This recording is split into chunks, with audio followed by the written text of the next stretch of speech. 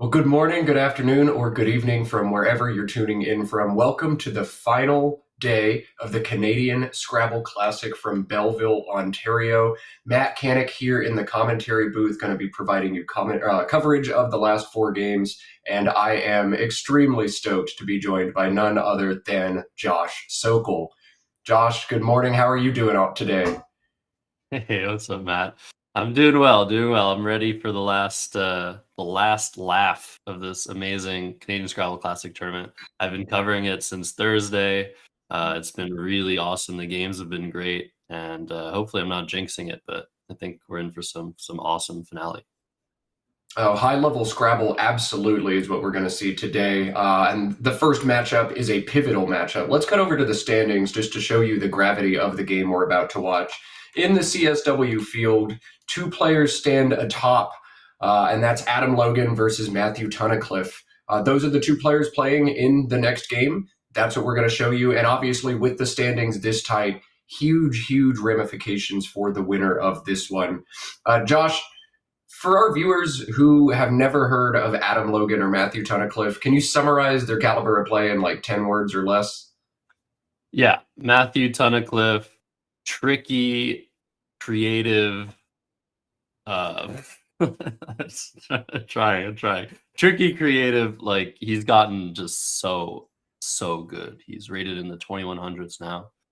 And for Adam, I mean, I don't think words are really meaningful enough. This guy is the greatest Canadian Scrabble player of all time, and yeah, the only thing Matt Tunnicliffe can do is try to prove that it's his time because Adam has proven time and time again that he's the best that we've ever seen. Just incredible. So I'm really looking forward to this matchup. Two extremely strong players, and we'll be bringing all of the coverage of it right here on Let's Play Scrabble. If you haven't yet, let's get some momentum for these finals. Let's hit that thumbs up button, hit that subscribe button if you haven't yet as well. But the more likes we get on this video, the higher up the algorithm we soar. And I'd love a high viewer count for these grand finals. Appreciate you doing your homework. Appreciate everybody who woke up early or stayed up late to watch the Scrabble. And let's do that. Let's watch some Scrabble. Matthew Tunnicliffe to play first, Adam Logan to respond. Just a half game separates these two gents in the standings. Let's do it. Let's get into the tile bag. Let's make some words. Let's play some Scrabble. Oh yeah. All right, here we go. We've seen a lot of opening blank racks. Am I crazy to say that? Maybe we'll see another one. Yeah, a lot of blank opening racks, a lot of tricky ones as well. And there you go, Josh, right on cue. Another one. All right, DILRVW blank, the opening rack for Matthew here. Probably looking to get rid of either the W or the V, but there's not a way to get rid of both. Josh, are you looking to play wild, Virl, or perhaps a shorter, like a three tile play? So yeah, there's also Vild in Collins, but I think Wild, for some reason, that one looks a bit better to me. I feel like our bingos next turn are gonna fit better, overlapping that W. But normally the V, you really want to get rid of that first and foremost. But I think here, yeah, I think here Vild or Wild makes the most sense. We'll see what he chooses. Yeah, the W and the V, both very unwieldy tiles. I actually think the W is worse for bingoing, and with the blank on the rack, I'd rather keep that VR together. I think maybe wild, but this is splitting hairs. I think the most important thing for Matthew is you can't spend 3 minutes trying to optimize. He feels the same. He's going to play the V, VILD for 16, the opening play for Matthew. And it's an interesting placement. I think this makes a lot of sense because VILD does take an E. So not wanting to set that up for Adam, I think is a good decision here. And I think it will also help Matt's bingos play a little bit more often. So I think this makes a lot of sense. VILD takes a back E, but only a back E. No other hooks to that word. We'll see if that comes into play. But yeah, I like this placement. Put the double in play, bingo down to the D as well, and limit Adam's options with the back E. It checks every box you'd like. We'll look over to Adam's turn. EGLOTTW. And he can capitalize on that back E hook. He does have one. We might see something like wet, welt, or if he wants to go a little bit longer, towel. Josh, would you be looking to capitalize on the E hook here, or do you see another option? Yeah, I don't know. I mean, this isn't great for Adam. I think standard practice would dictate to just play something like Welt, but that G, I mean, I hate that G on the rack. I'm thinking of something like, I mean, something crazy like Wiglet. Pretty sure that's a Collins word. Yeah, Wiglet through the I, setting up the T for Twiglet. One of those is a Collins word. I can't remember which one. Twiglet is Collins, Wiglet's Okay, NWL. okay. I'm glad I open myself up to that possibility. Don't want to be overconfident here. I mean, the word knowledge of these two is just like far superior to either of ours. So yeah, we'll trust them on that. So Welt, I think makes the most sense. I don't like it. I think it's still the best play probably. Yeah, I think it's fine. I think it's reasonable for sure. Matthew has drawn very well. AEEMRW blank. He threatens a number of bingos this turn. One of them scores 25 more than anything else. It's a 97-point mammoth of a bingo. And the fact that he hasn't played it yet gives me a little bit of worry. Yeah, I see it now that you've told me about it. I also saw this fun yaw meter possibility at T. That was the first thing I saw of it.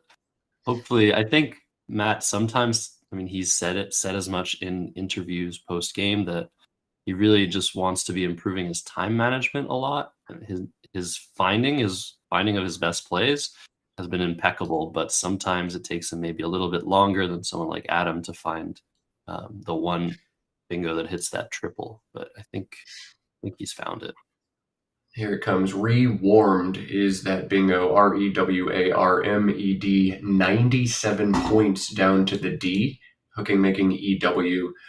He's also, as you said, yaw meter or crewmate play through the T at the bottom, but each of those scores just 72. You got to take the 25 extra points if you're certain that this is a word. The question is he certain?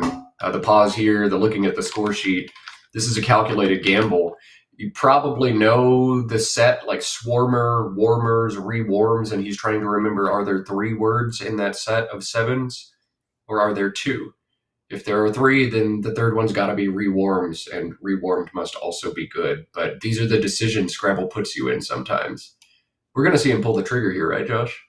Yeah, I think so. You have to trust yourself in these situations when you have something that you have come up with on your own and it's just so much better than everything else. At this level, you can't waver. You have to go for it. I think he might have been looking for something through the V potentially. Some people have mentioned in the chat, yeah, you have to be thorough here. If you have a bingo through that V that hits both double word scores, that will score more than 97. But he's one letter off of a really cool word, new waiver, through that V, which wouldn't hit the double double, but I thought that was pretty cool. I New think he's waiver gonna with pull the back to trigger, back and he is W. taking. Yeah, yeah, new waiver. Sick. You've never played that? How come? No, I've never even seen that in my life. It's both Lexica too. That's awesome. But yeah, I think he's just making sure there's nothing else. He's going through the alphabet, but we see some nerves for sure early on here. Matt has played Adam so many times. Yeah, I'm not really sure. He might be double checking, triple checking. There's a little bit of history here. And as he mentioned in the chat, I think yesterday, I'm about to play Adam, or maybe he mentioned in the interview, I'm just going to lose to Adam when I play him. He did lose to Adam. They're at the same club right now in Ottawa. They play each other all the time. And yeah, there's definitely a little bit of sort of intimidation there, I think. The exact words Matthew used in his interview were, I have a scheduled loss to Adam after lunch. And immediately he popped in the chat the first round after lunch and said, yep, just got crushed by Adam. At least I made him use 6 minutes and 30 seconds off of his clock. So history for sure, a little bit of psychology, but I feel like everybody who's been playing Scrabble enough has their version of a Scrabble daddy, someone who just seems to beat them a lot more than you feel like they should. Perhaps Logan is Tunnicliffe's Scrabble daddy. And if you really had the choice of who wants to be my Scrabble daddy, I think Adam Logan is a great choice. I mean, there's no shame in losing to this guy. He's just phenomenal. I mean, we haven't ever seen a mind like this in North America, I think, before. So that's okay. My Scrabble daddy, one of my Scrabble daddies, is Matthew Tunnicliffe. I've been trying to eat away at the deficit of losses that I have against him, but Adam Logan, really good choice if you're going to lose to somebody. I mean, Matthew Tunnicliffe is also a fantastic choice for a Scrabble daddy. Again, very defensible. Nobody's gonna, sneeze at you for losing to someone of his caliber with a North American Championship before. And right as I talk him up, he backs out of Rewarmed, playing Yaw Meter, 25-point delta here. But if you're not sure of the word, especially in 5-point challenge, you gotta be 90 to 95% sure of Rewarmed to pull the trigger. Matthew showing us he was not. Perhaps the psychology, perhaps some rust, but he set it up on the rack, pulled it back, and played Yaw Meter for 72. AGOOKTX, the rack for Adam Logan. He's got to crush that spot beneath the A in Yaw Meter with his X. The question is how? Is it going to be Gox or Oxo?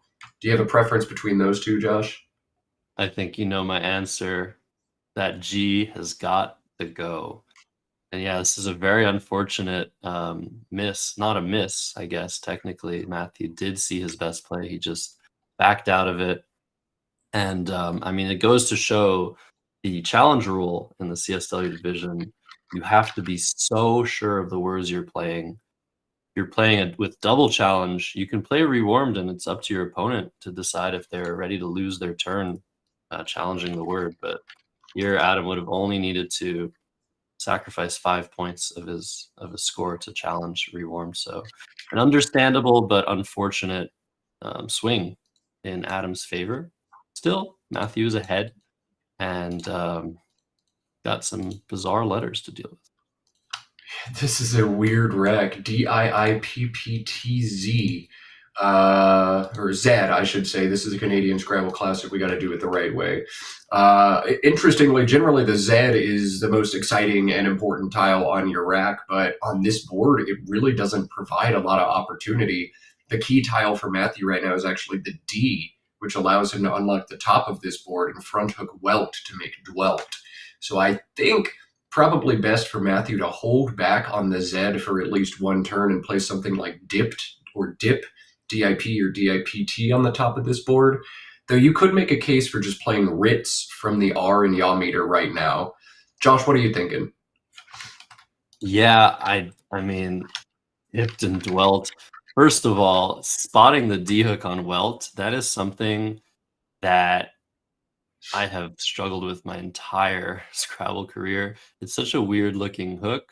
It's a normal word, but that's the first thing you have to do is find that D hook.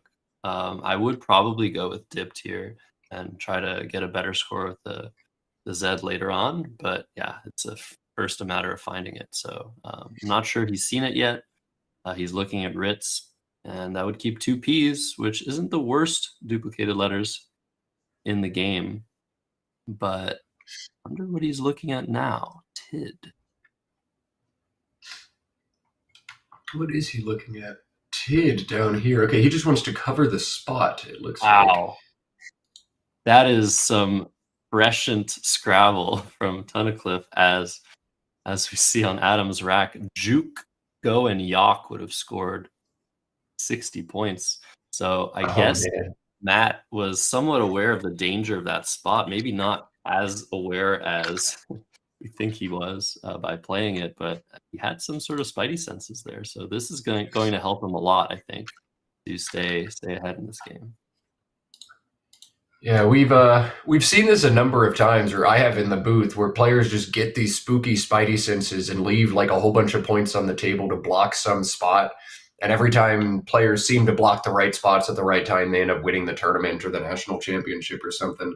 As you said, very prescient Scrabble from Matthew there. Taking away Juke, and Adam's turn becomes much, much harder now. Highest scoring option for him is just 32 after Juke was taken away, and that's the 5-letter ROJAK down from the R in yaw meter, that gives back major counterplays. So I expect Adam to hold on to the J after we saw Matthew hold on to the Z last turn. I think we might see OATH beneath TID, making TA get and YODH.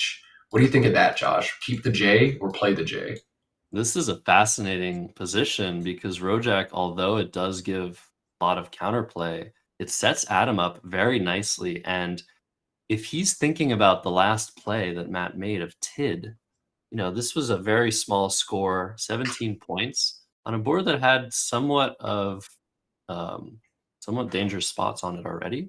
So Adam probably knows that Matt didn't have an E, probably thinks Matt was probably a little bit heavy on the consonants. So this could be a play that you make a little bit based on the previous play, where there's a good chance that you'll be able to take advantage of those scoring spots you're opening up. However, Rojak taking an S, I think it's a little bit too dangerous. He ends up playing Joe. I like this move. Get rid of that J. Set yourself up with Walk and Joe or Jaw next turn. I think this makes a lot of sense. Joe is definitely the best play. I should have called it out, and I just didn't pop into my head. I was so distracted by Rojak and the six stack of Oath, but Joe was absolutely correct for Adam. It simmed 5 points ahead as well. And what you see Matthew just did, this is the other merit of the play of Tid. You set up Zip. Next turn, you hold Zip, and then you crush Zip. So he's able to capitalize on his Z after Adam capitalizes on the J. And now Adam has found the Q without a U. This has been a really interesting game, but caught, I think, not a very interesting turn to dissect. You just got to do that, right, Josh? I don't know. He had Joe from that Z for 45. Keeping caught for next turn, it is a lot more dangerous in terms of your spot getting blocked next turn, but that's 45 points, taking out an easy scoring spot. So I think it was pretty close between the two. Normally, when you have a Q play like that, you make it, but I think it might have been worth thinking about for a little bit longer. Yeah, Joe's surprisingly strong, but if caught is taken away or blocked at all, then you're going to be big sad. It's a gamble, but Adam chooses not to gamble. Just eject the queue right now. INOPRTU, the rack now for Matthew Tunnicliffe, who leads by 16, and he'll need to choose between a couple different high scoring options. I think a lot of people are drawn straight to Zip, play Zip and then play Zip again. As we discussed yesterday, you can play the same word in the same game multiple times. But he set up Turnip, which plays with QI and JAP. That's 41. What do you think, Josh? Would you play Turnip and go long here?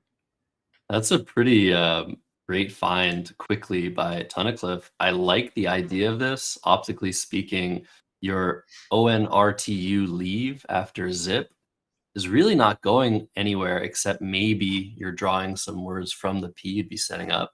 So I think going long and maybe trying to get some better tiles here with a small lead makes a lot of sense. He doesn't want to be stuck in the sticks, as we call it, with his 1 point tiles. I think if you're going to do that, you might want to play Unrip. It is 4 points less, but you're not opening the triple triple or seeding the big spot up to Adam. Though I don't know. I mean, you expect Adam to play down from the Z a lot or the Z a lot, and you want a second spot for yourself. It was a tricky turn. I would have spent more time, but Matthew spent so much time on the yaw meter rack that I think he's got to start playing a little bit quickly in a game that's more and more looking like it's going to be pretty close at the end. EEHIIKO, the rack for Adam. And man, these have been some fascinating decisions. Everybody's just got 40 points in the bottom left corner, and everybody's bypassing it. He has Zek for 48 or Joe again for 45, but neither of those leaves very well at all. So he's got longer plays through the R in Turnip. KIERIE is 30 and ejects most of these vowels. KIORE is 28 as well. Josh, would you take out the Z or would you eject the vowels? Yeah, these turns have been fascinating. We have somewhat of a staircase on this board, and I'd call it a high level staircase though with some of the plays here. I think what you're thinking about here is Adam is what are you leaving yourself for next turn? If I play through the R, what am I leaving myself from the Z next? If I play from the Z, what am I leaving through the R? And that R is somewhat safe. I think the biggest scoring spot, if you take out that Z, is the T in turnip. So if he plays Zhou now, he keeps Kyrie for the next turn through the R at, I guess, the very least. It's not amazing, but I think maybe his options 2 turns down the line might be slightly better after Zhou. So after taking the 3-point sacrifice, it looks really weird keeping 2 I's and 2 E's on the leave and sacrificing points. But I think if he's going to play from the Z, he should play Zhou. He also has the option, if that R gets blocked, he can also play REIK next turn, setting up the I from the R and the meter. So this is a really deep position, and it's worth a lot of thought, and we see Adam taking his time. So I think all of the plays are quite close in value, but they're also very different in terms of what they give next turn. I love when we get these tricky, difficult turns and we get players as strong as Adam Logan, suffering through them. Because when we've got a 1700, I can try to guess what's right and they'll pick one of the options. But when we have Adam Logan, a literal super genius, he's going to calculate all of this. He's going to think it all through. He brings decades of experience and infinite math wisdom. I'm just going to sit back and watch, talk about the options, and then whatever he does is probably best. Yeah, I mean, I'm looking at this more and more, and it's just so fascinating. I don't know that there's a good chance that I'd notice this in game, but keeping the 2 E's, the I's and the K, I mean, you actually have so many options. You can play Kiev to the V in Vilda. You can play EIK and Jape, which would be a little bit dangerous, but there are just so many options to part with those duplicates next turn. Versus if you play Zek, I don't really know where your H and I's are going next turn. So it's really weird, and I'm really fascinated to see what Adam comes up with. I think if he ends up playing Zhou, that'll be like extremely cool, like very, very deep. But it just doesn't make as much sense, I think, just optically speaking. Man, yeah, so many players just immediately play Zek here, and I don't know that that's correct. Adam doesn't think it's correct either. Adam has spent nearly 5 minutes on this turn and still hasn't come to a conclusion. Sometimes the obvious plays are not as obvious as they seem. This one is fascinating. Yeah, I mean, he's maybe gonna choose to play off more tiles here. We've seen him make more practical decisions, and why would it be more practical to play off more tiles? You're not keeping such middle letters as the duplicate E's and I's. You're giving yourself more options on more parts of the board and more chances to draw stuff and get your way out of the junk that's on your rack. So I think for Adam, what he's used to doing is playing things like Fiore or Irie through that R. I'm probably pronouncing both of those words wrong. Oh, I'm certain we pronounce half the words wrong in the booth, but it is part of the job. Luckily, we have a lot of obsessive compulsive people who will immediately correct us in chat, and I will learn going forwards. And if we don't get corrected in chat, I promise that in the YouTube comments, once this is posted and archived, someone will correct me a year and a half from now. So teach us about these words, everybody. Kiore, Kierie. How do you say those? Give us a lesson, please. We'll do our best. And while Adam's thinking, people have noticed that Matt is threatening a bingo through that T of Romance, which will pull him very far ahead in this game. So, regardless of what Adam does here, because I don't really think he's going to play through that T of turnip with his deficit and with the options he has available to him, I think he's going to be in it for comeback train. If he wants it, he'll try. So this is going to be really interesting. I think Matt has a big advantage here.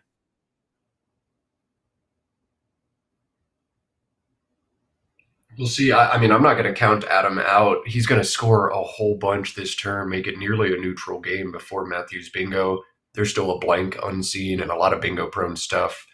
All right, 5.5 minutes, and then Zek is what we see from Adam. Zek did sim second for what it's worth, just behind ZHO. Matthew is immediately dropping Romance down, 80 points for him. Only playable bingo as well. What is Adam going to draw on Heio?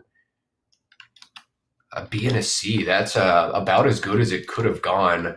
All right. He's going to have some fun options this turn. The highest scoring play is Brioche through the R in Yaw Meter, 28 points, strings the board wide open.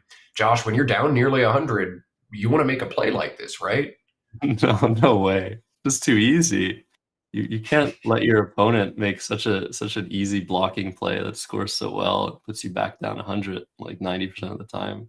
I don't think Adam's that desperate, but I mean he's pretty desperate. He's down almost 100. I think he needs to play a little bit shorter here, but there's just so few good plays here is the problem. Iro is 26 through the R. That blocks the board a little bit and keeps a B. I mean, who wants to keep a B here? Play it a little bit shorter, play off the B, keep the CH combo, BOI or something under the OMA of Romance. But yeah, not a lot of great options here. Simulation really likes Oribi, Oribi, through the R in turnip. Of course, that's a play that works a lot better in a simulation because the computer won't block the triple triple every single time, and Matthew Tunnicliffe will block the triple triple every single time. So it works better in theory than in practice. But simulation likes that. Simulation likes Brioche. Simulation also likes Chiro, Chiro. Ah, I don't know. This is another very challenging turn for Adam. Nobody's going to navigate this quite as good as him, but I'm curious what he chooses to do here. Yeah, this is really interesting. I mean, Matt taking 5 minutes on his second move, playing yaw meter, chickening out of a higher scoring bingo. And now look how the tides have turned. Matt being up 90 points and 3 minutes plus up on the clock. So this is really, really good for Matt. I'm sure he's feeling the momentum, and I'm sure Adam's feeling it in the other direction too. So really curious to see what he does. This is a turn that merits a lot of thought as well. He's certainly going to play something that has a lot of merit and a lot of important strategic knowledge behind it. So can't wait to see. But I mean, he's in a terrible Chat position. just pointed this out. Do you see what Romance blocked for Adam? Oh my god! Yeah, of course. Bioethic triple triple for 1,000 points. He played that in 2023. That's not a word you see every day, but apparently it's a word you see more than once a year. That's insane. Oh my goodness. So you got to shake off the tilt factor and then figure out how to handle this turn. That's hilarious. That's Scrabble, baby. I mean, speaking of tilt, I wonder there's certain players such as Adam that pay attention to what their opponent does to the point where they're looking after a play like Yaw Meter, did my opponent have something better? And I bet there's a really good chance he noticed rewarmed pretty immediately, having been missed. I don't know if that's a good strategy, but it's very possible that Adam's suffering a little bit from that and being like, "How am I down by so much when my opponent had like such an easy word that they didn't play?" That used to be my major trigger in Scrabble is when my opponent plays a bingo and they had like another bingo for 20 more, and I would just get furious about everything. But I've shaken off those demons. I'm not an angsty teenager anymore. Matthew's got a fun turn here. A bunch of different ways to score 30 plus points. You see he's got set up in cave on his rack. ENCAVE plays down from the E and Yaw meter for 42 points. Two big drawbacks to that play. One, it opens the board a lot. And two, it leaves OU, which could go south, especially as you see 22 vowels, 24 consonants in the unseen pool. I'm running a simulation on it, and this is not actually performing well. The hard to spot cavern at the top of this board through the R in turnip, making mock and Aya, is 35. Keeps the same leave, but does a lot less to open the board. But the Sim's top choice is what Matthew is putting down now, although this is only 30 as opposed to 42. It is far more defensive and it plays off an additional vowel. I like this play. What do you think, Josh? Yeah, this is a fantastic adjustment by Matthew Tunnicliffe. He sees his lead, he sees the board, he sees the unseen vowels, and he makes the sacrifice. He blocks the lane that was just created by Adam and just leaves things more tight. I really love this play by Matt. See if he gets rewarded for it. Adam worked hard last turn to open the board and keep the synergistic CEHI combination, and then he picked up another E, another H, and another I. That is an absolutely brutal draw for him. And I wonder how desperate we're going to see him get here. A play of HIVE through the V in Vaughn's at first glance from an equity perspective feels great, but you're just going to get smashed in that spot so often. Josh, can you play Hive here, or you want to try to do something different? I mean, each turn things are getting more desperate for Adam, so I will be starting to think about plays like that, but it just feels like you lose instantaneously such a high amount of the time. I feel like in this particular case, if he plays Hive, it will give him the best chance to win, but that's just because we know what Matthew has on his rack. He's drawn 6 tiles, all 1-pointers, but if he has anything that scores more than 1 point, he's probably going to hammer that spot next to the E. So I hate Hive for Adam. I don't think he can make this play. He's looking at HEH. He's shrugging. He's not happy. HEH goes under the UNC of Vaughn's 37 points. He could do something more proactive. He could play, instead of Hive, higher through the R of Turnip. That opens that second to right column for Hyrie and other hooks. Keeping the same leave as last move, doing the same thing over and over again, expecting a different result. Some people call that folly. I call that something you have to do sometimes in Scrabble. I like higher here. Higher for 14 points. That makes a lot of sense. If I'm looking at the unseen pool from Adam's perspective, what's going to hurt me after Hive? There's actually not a lot left. There's 2 Fs and 2 Ys. And a 5-letter word starting with a Y or a 6-letter word starting with a Y. I mean, there could be Yenta or Yeller or stuff like that, but not actually going to happen a huge amount of the time. So if Matthew didn't draw an F, I might be okay. But the B could hurt a little bit. I don't know. It's a calculated gamble. It's one that feels okay given this unseen pool, and yet even then, I don't think it's one you can make. It's just a little too wild, a little too soon. I think you're right. Higher, open up the right side of this board is a better plan of attack. Look at But you've got to Adam's score clock. points too. I mean, look at this. He's down to 7 minutes with 40 unseen tiles. I mean, he's so fast. He's so good. Probably the best blitz player in the world, but the time is still really problematic here. I don't know. I don't like his chances here at all. I mean, not even considering that he's down 104 points. Look at this. This is crazy. Yeah, if you had watched this game with no additional context, you would think maybe Matthew Tunnicliffe is the Scrabble daddy who gets in Adam Logan's head and is making his life crazy. But alas, the narrative has been flipped this morning in Belleville. One other option for Adam that might actually make a little bit of sense is RECHIE down from the R and yaw meter. Just opens a ton, and the way it slots that C, you can crush your H with overlaps next turn, and it's impossible for your opponent to block every single floating line at once. But I do still think that's a little too reckless in this instance. I think you need to score points and get lucky to win this game if you're Adam. I like this play of Heh. Yeah, but And GG. this is not GG. This is a phony. Oh. Wow. Never mind. Never Hold on. mind. Great game now coming after Matthew's about to lose a turn. Hold on. Or... Hold on. Oh No my way. goodness. Oh No my way. goodness. Holy mackerel. The daddy can't curse has believe been broken. Matthew Tunnicliffe has phonied Adam Logan. Adam did not even hold. Unbelievable. I'm speechless. Now I am too. I don't have words. Somebody in chat give us words. This doesn't happen. it's not.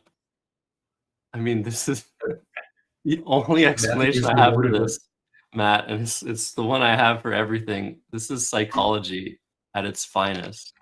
Adam in a terrible position, thinking he's just lost. Like, this word looks valid.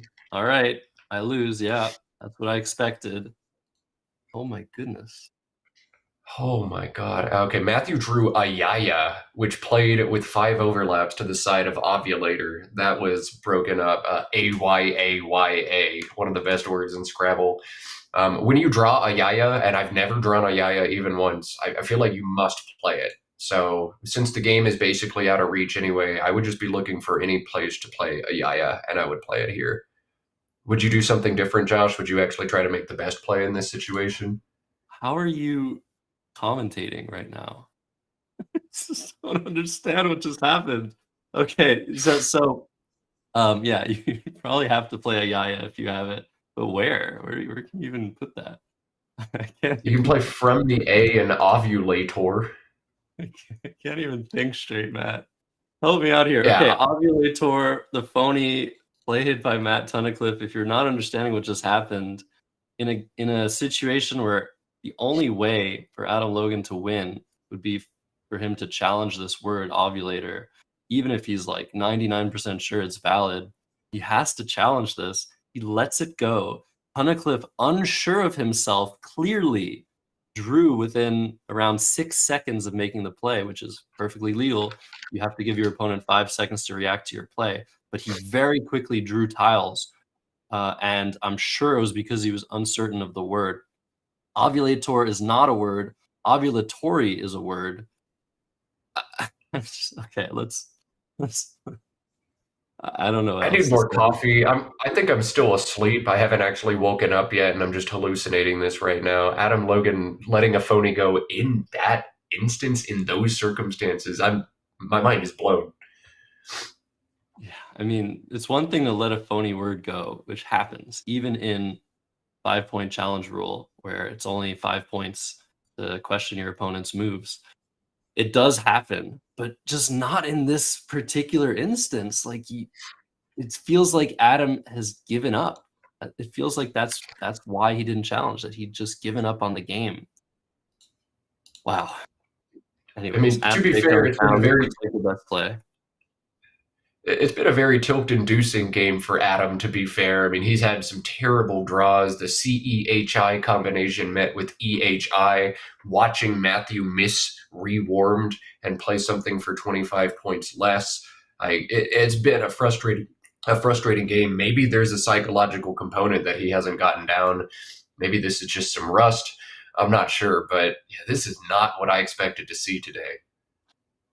Honestly, I mean, the more I think about it, the more I'd like to say, like, obviously, everybody's human. Everybody makes mistakes, even the best of the best. And I mean, I would be, I would be an idiot if I didn't mention, like, this isn't me saying, wow, Adam Logan is not as good as I thought. I mean, he's very much as good as we all think. That's why we're so surprised by this blunder of his. And I mean, we have to give credit where credit is due. You've mentioned before one of the things about Matt Tunnicliffe, he's such a tricky player that really uses psychology to like the nth degree in the game of Scrabble. And as somebody who really enjoys that aspect of the game, it's so enjoyable to watch him do stuff like this.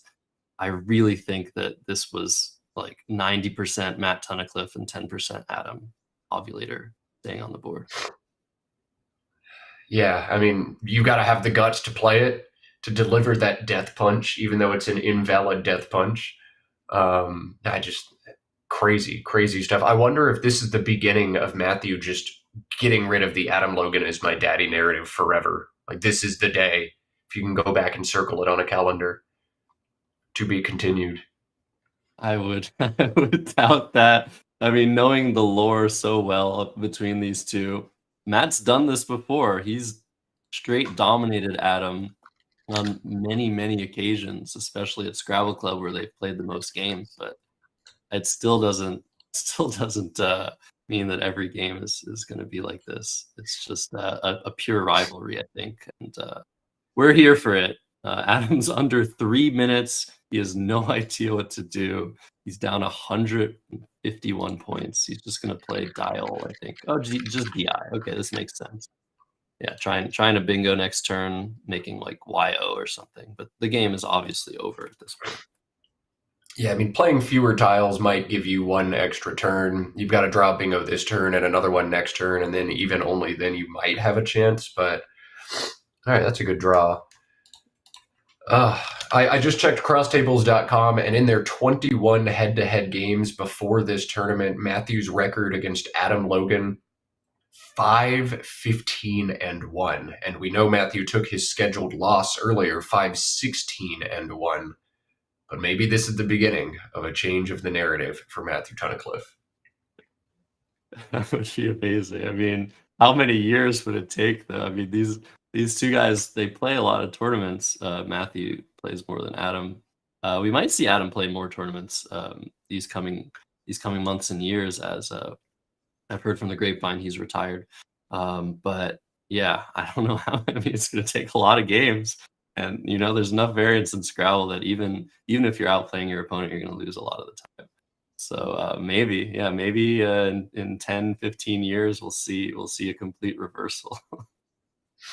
Anyways, back to Matt. He's got FNNY He's got to be feeling good.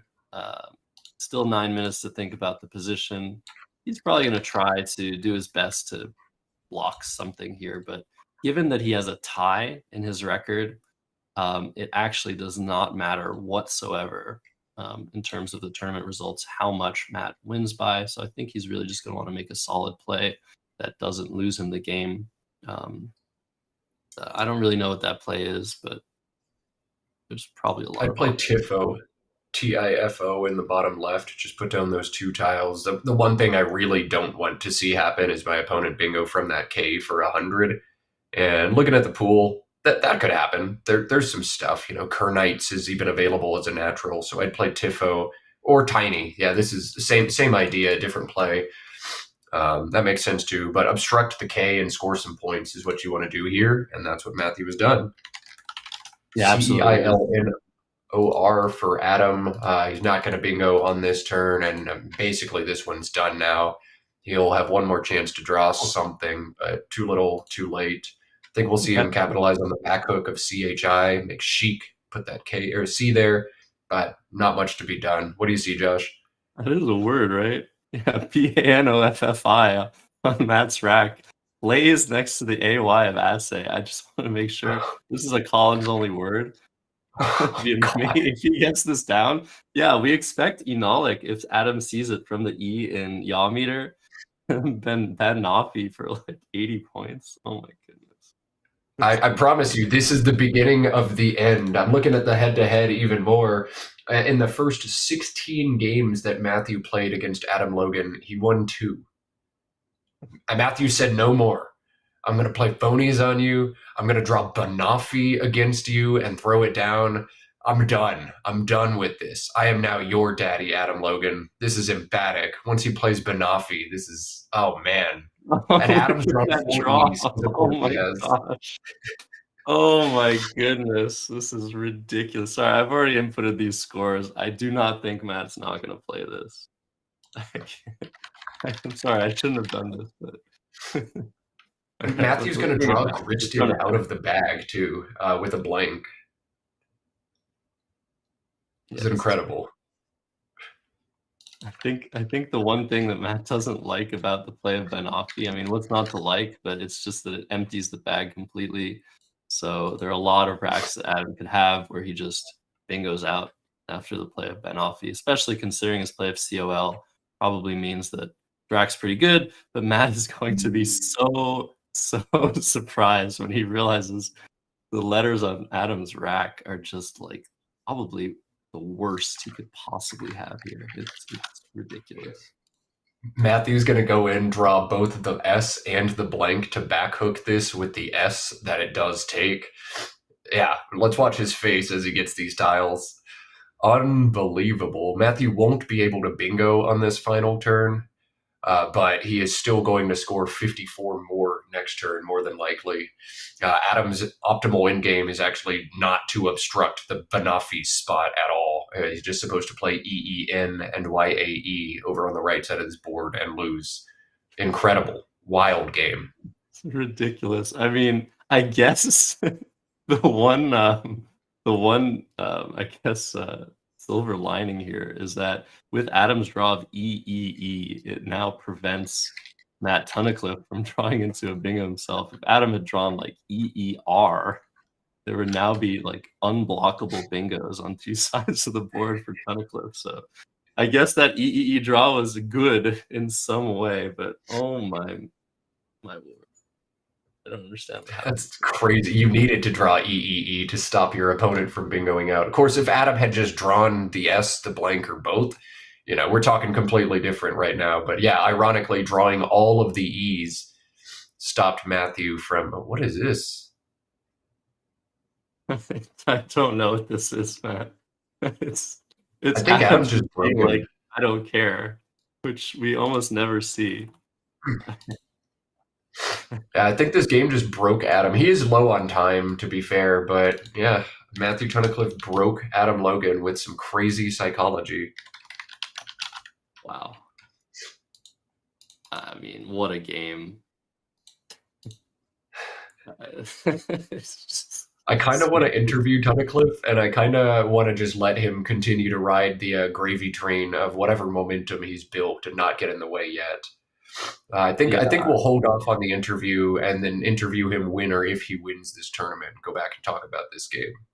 I think so. I think we just let him bask in this. Like I think the first thing he's gonna do is he's gonna check ovulator. I think he was unsure of the word. He'll probably check rewarmed first and then ovulator. I don't know, Matt. So much has happened. Maybe he's forgotten about rewarmed. This game has had so many ridiculous twists. He's looking at he's trolling us. He has turgid with an S. He has to be trolling. Can Adam go out? I think so. No, he can't. Oh yeah, he can. He has from the E and he's got Erie. Yeah. That's why the sequence of EEN was optimal, I think. Yeah, he's got Erie from both of the E's and yaw meter. Could technically obstruct both, but yeah, if Matthew plays turgids and it comes off, he's going to leave 54 points on the table. Of course, with the tie, you don't care. So maybe he just wants to beat Adam Logan by 300. Maybe he'll try it. Wow. Yeah. What to say, Matt? I mean, this is really good for Tunnicliffe. This is going to put him in the lead in the tournament, ahead a half a game over Adam, but still 3 games to go. And there's a lot left on the table. I think there's a potential for a different matchup next round. However, the person who was in third place, Samanico, I'm just getting word, has lost his game, putting him 2.5 games behind Tunnicliffe, and it's going to be 2 games behind Adam. So he still has a chance to make, I guess, first place if he's paired against one of Adam or Matt. So that'll be interesting to see who gets paired with who here as grids comes down, which is, I think, Matt's best play in the position. Yeah, this is correct in game for him. 54 more points brings him up to 567. Adam declines to go out, and I think he's supposed to decline to go out there as well. And oh no, Erie was actually a better sequence by a little bit, but this will allow Matthew to get almost up to 600 points. Highest scoring out for Matthew is MOST and Vaunces at the top of this board for 17 points. Otherwise, he's got ST and yaw meters for 13. But I can't even think of things to say about this game. It was awesome. Awesome game. Yeah, I agree. I'm glad we got to show this to you. I mean, just the chink in the armor of Adam Logan. Wow, Matt deciding to try and put Adam over time here with just dropping his blank. The Trying to psychology. surprise him at the end. I mean, the twists of fate here. Jeez. All right, REI. And the scores we have here, 584 for Matt Tunnicliffe, 360 for Adam. Given how good Adam is at counting, even low on the clock, I think these are the scores that they also have. But before we get them to talk in the overhead mic, we need to have confirmation of those scores because the pairings are being made round by round here. Getting those scores in is going to be of utmost importance. But once that's done, we will take a listen. I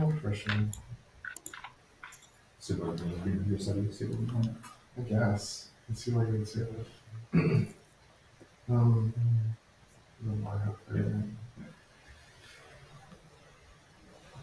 My other plan is trying to get rid of this keyboard. Did I block any fingers at some point? I made some like Yeah, sacrifices. you're right, that wire record. I didn't even have time to do it before I put this down. Oh, Okay. well, that was not a calculated defensive play. That was just me. But this was because I had him catered. Yeah. And I kept CDHI with this, and of course I picked HEI. Should probably just pick Python. Yeah, it's another turns I give up a bunch of equity to take blocks and stuff with this turn. ZIPP. Oh, yeah, very good actually block Juke. I block what? Juke. Juke. J okay. Well, that's what I did. I kept ZIPP, which is just like, I'm saying it was Zip. Yeah. The best I have is like Ritz or something, unless I miss something. So, it's such a strange play. One of the time I draw Zip back to back. Which, I don't know, Zip might actually be better than Turner. Yeah, I mean, I was pleased with this because I was keeping show like K. Of course, I didn't get to play. Yeah. Whatever. It's correct to pass it up because I'm not sure.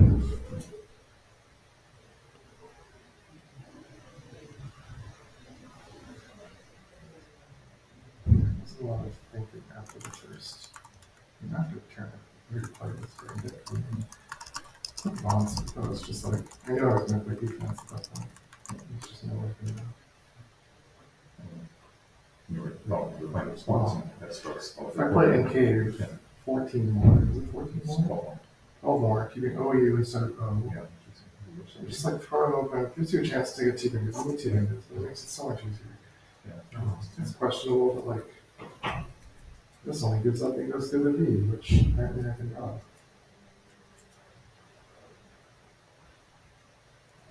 Yeah, definitely not much you can do.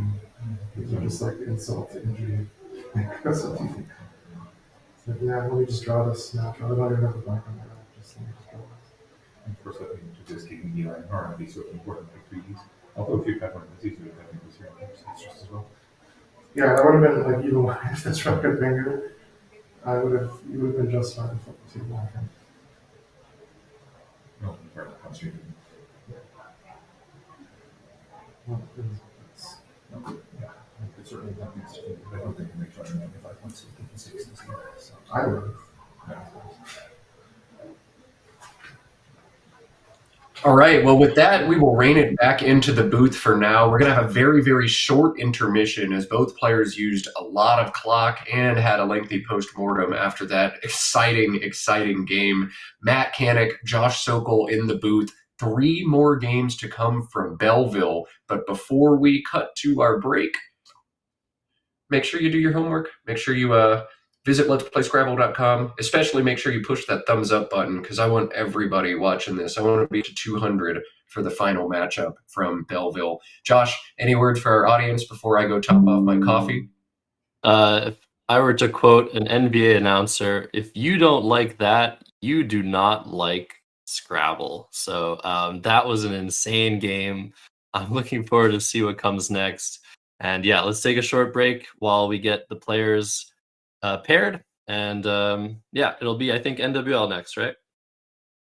I think that's the move. I will wait for confirmation before I announce that to everybody. But we'll put it in chat as soon as we know. And this shouldn't be more than a 3 or 4 minute break. Y'all don't go anywhere. We'll be back with more Scrabble soon.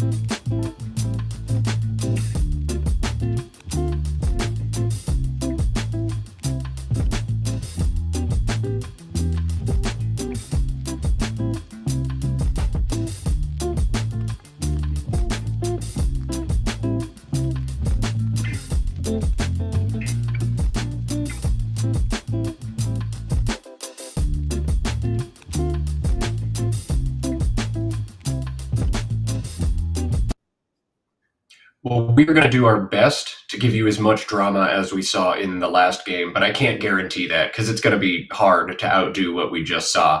Nevertheless, we're going to do our best. Matt Canik, Josh Sokol back in the booth. We're going to pivot, Josh, over to NWL land where we're going to feature Ryan Chapita and Hank Hees. I parted my hair this morning because Ryan has been rocking his signature part on his reign of terror as he's been crushing tournaments recently. Let's go check out the standings and see just how much Ryan Chapita has been crushing it. He started 9-1, lost the last game yesterday. We saw it here on stream, dropped his next game this morning. And Hank Hees, who again, not even 2 years ago said, I don't think I belong in Division 1, sits atop this field alone at 10-2. Chris Sykes right behind him at 9-3 and Ryan at 9-3. Look at Agnes too, having a great tournament at 8-4. This thing is wide open. This is going to be a huge game, but a Hank victory here puts him in a commanding position. Now look at the spread from Chris Sykes, outscoring his opponents by 106 points per game on average. That's nuts. Let's cut over to the preview. Let's see that patented Ryan Chapita part, and then let's play some Scrabble. It's the Moses of hair, as I would call it. I would have to be a ginger to part that red sea. Parting the black sea. It's important, though. Hank still needs to win 2 to win the tournament. I think if he wins 2, he wins most of the time. So, yeah, really, really awesome to see him on the top of the leaderboard. I was talking to his coach, Mac Meller, last night. And yeah, Mac's super excited as well. So let's go. Let's play Scrabble. Let's play Scrabble. All right, Hank Hees to go first. Look at that record, 10-2. If you haven't looked at the cross tables page of Hank Hees, you really ought to, because it was just for a long time an uninterrupted sea of green, green, green, green. On cross tables, your rating turns green after a tournament if it goes up, red if it goes down. And Hank had just a lot of green to start his career. He's only had 2 red finishes and certainly will not finish red in this tournament with the hot start he's had. But not a hot start to this game. 3 eyes, 4 eyes, but the blank that Josh said keeps popping up on the first turn is there again. Oh my gosh. And he exchanges within 20 seconds, keeping ID blank, which is a heads-up decision. He knows he's very unlikely to draw a second eye again, so why not keep it? It's a good bingo tile. Wow, what an incredible open rack. 4 eyes, but a blank. All right, that's fine. I'll take it. Taxanes is not a Scrabble word, right? That's just a pharmacy thing. Yeah. Taxane's not a word. Okay. So tax. What are you doing here, Josh? Yeah, you could play tax. You could play taxa. You could play axe. I think axe gives you the best chance of bingoing, but it's also a little bit, aggressive. It'll give back some easy overlaps and some easy hooking. But I think I would probably just play axe here. Take 18 and keep AENST, which is a fantastic leave. Yeah, I don't think you want to put the T down. Tax has the A and the I back hooks. You don't need to give those up. Keep AENST all together. It feels underwhelming, but axe has to be the right play here. And why are we fishing here when we keep saying don't fish? Why not play taxa? Well, if you're new to Scrabble, every leave is worth a certain amount of points, and top players don't even have these completely memorized, but they have a good sense of estimating. And AENST is just so much stronger than simply just EST or ENS rather after taxa. We say don't fish too much, but fishing is not wrong. I mean, it just happens a little bit too frequently. But here comes taxa. All right, interesting choice from Ryan. Not one that I would have made. Yeah, and the placement too, giving back that double. Taxa does not have a hook, so it would have been safe to play the first A on the star, would not have given back a hook onto the double word score. So we saw this similar plan by Hank in a previous game where 4-letter play was made, opening that double. And oh my gosh. Oh my God, he drew bronzes, but Hank has a sick play. If I don't know how many words Hank has studied yet, but there's a deep, low probability 8 that plays down to the A in taxa for 89. I do not know this word. I've never seen it before, but Hank is a smart guy. If he's a doctor, he probably studied some biology. Let's see if he knows his fungus words. Yeah, it's a fungus. Okay. I mean, this is, even if you know this word, making the blank a Y and playing down to the A, I mean, that's just ridiculous. If he finds this, I will like fall off of my chair. It's one of the toughest bingos I've seen on the stream so far. And so, I mean, Hank has been killing it. I just don't know. I don't know if he's going to be able to see Picnidia. There's also a second 8-letter word available. Maybe that one's findable though. I don't know. I mean, I would find that second 8-letter word and be like, that's not good. The other one plays through the T in taxa. It's not a double. The blank is a U. And I'll stop there. People don't like when I just scream the quackle answers, so I'll let chat ruin it instead. But 2 bingos, each one is one that I would miss in this instance. We'll see if Hank can make a statement play here or if he'll make a more human play. And it's interesting on Ryan's end, he's set up Bezoar with his first 5 tiles that would play through the A of taxa. Is this a little bit of him just trying to give himself a plan B or not line up his bingo on his rack? Because bronzes, I feel like, is a pretty easy find, but at the same time, you have those letters, you don't think you're gonna have a bingo on your rack.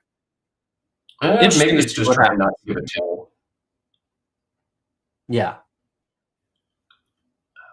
He also has 8 through either A, so bronzes or the 8s through the A. He's in good shape right now, but all of it could be blocked depending on what Hank does. Oh, wow. Yeah, Zabranos, didn't even see that. I've played Punditic before. That's the spoiler alert for the other 8-letter word playable. Sorry, Matt, I'm just spoiling everything here. I've played it before, so I would play that probably. I don't think I would see the other one. So Dips comes down. This is a good play. A very good play by Hank, and let's see if Ryan finds a bingo here. Yeah, bronzes plays both above and below the A in taxa, 74 points in either spot, but Zebranos through the A is 79. That's got to be your play, right, Josh? Mm-hmm. Yeah, and it's a really tough find. I mean, I don't know if I would have seen that. Again, these letters look like great, but they don't look like bingos everywhere. But Zebranos. Ooh, new word citing. What's that? Sorry, Hank just drew altcoins down from the A. That was recently added. One of the only new words I actually know because it came up yesterday. But any of Ryan's bingos will take that away. Yeah, he's taking his time here. I wonder, someone said in the chat that he did line up bronzes. So I wonder what it is that he is thinking about. I think he set up bronzes, but your spidey senses may be going off. Like, I feel like there might be something better here, and there is. But bronzes for 74, the decision we're seeing. Josh, what do you think about playing on top as opposed to underneath? On top is weaker to stacking plays, but is stronger to seeding bingos, I think. Putting the S all the way down here allows Hank to bingo to it more often. Would you play up or down? Yeah, these are some interesting decisions. I think I would play up, but it seems extremely close to me. Maybe playing down allows fewer big plays through that Z. So yeah, I like this decision. And I think what's interesting here is whether or not either player is going to think that maybe bronzest is a word. This is a very common oni. I've had it played on me. I've probably tried something like bronzer before.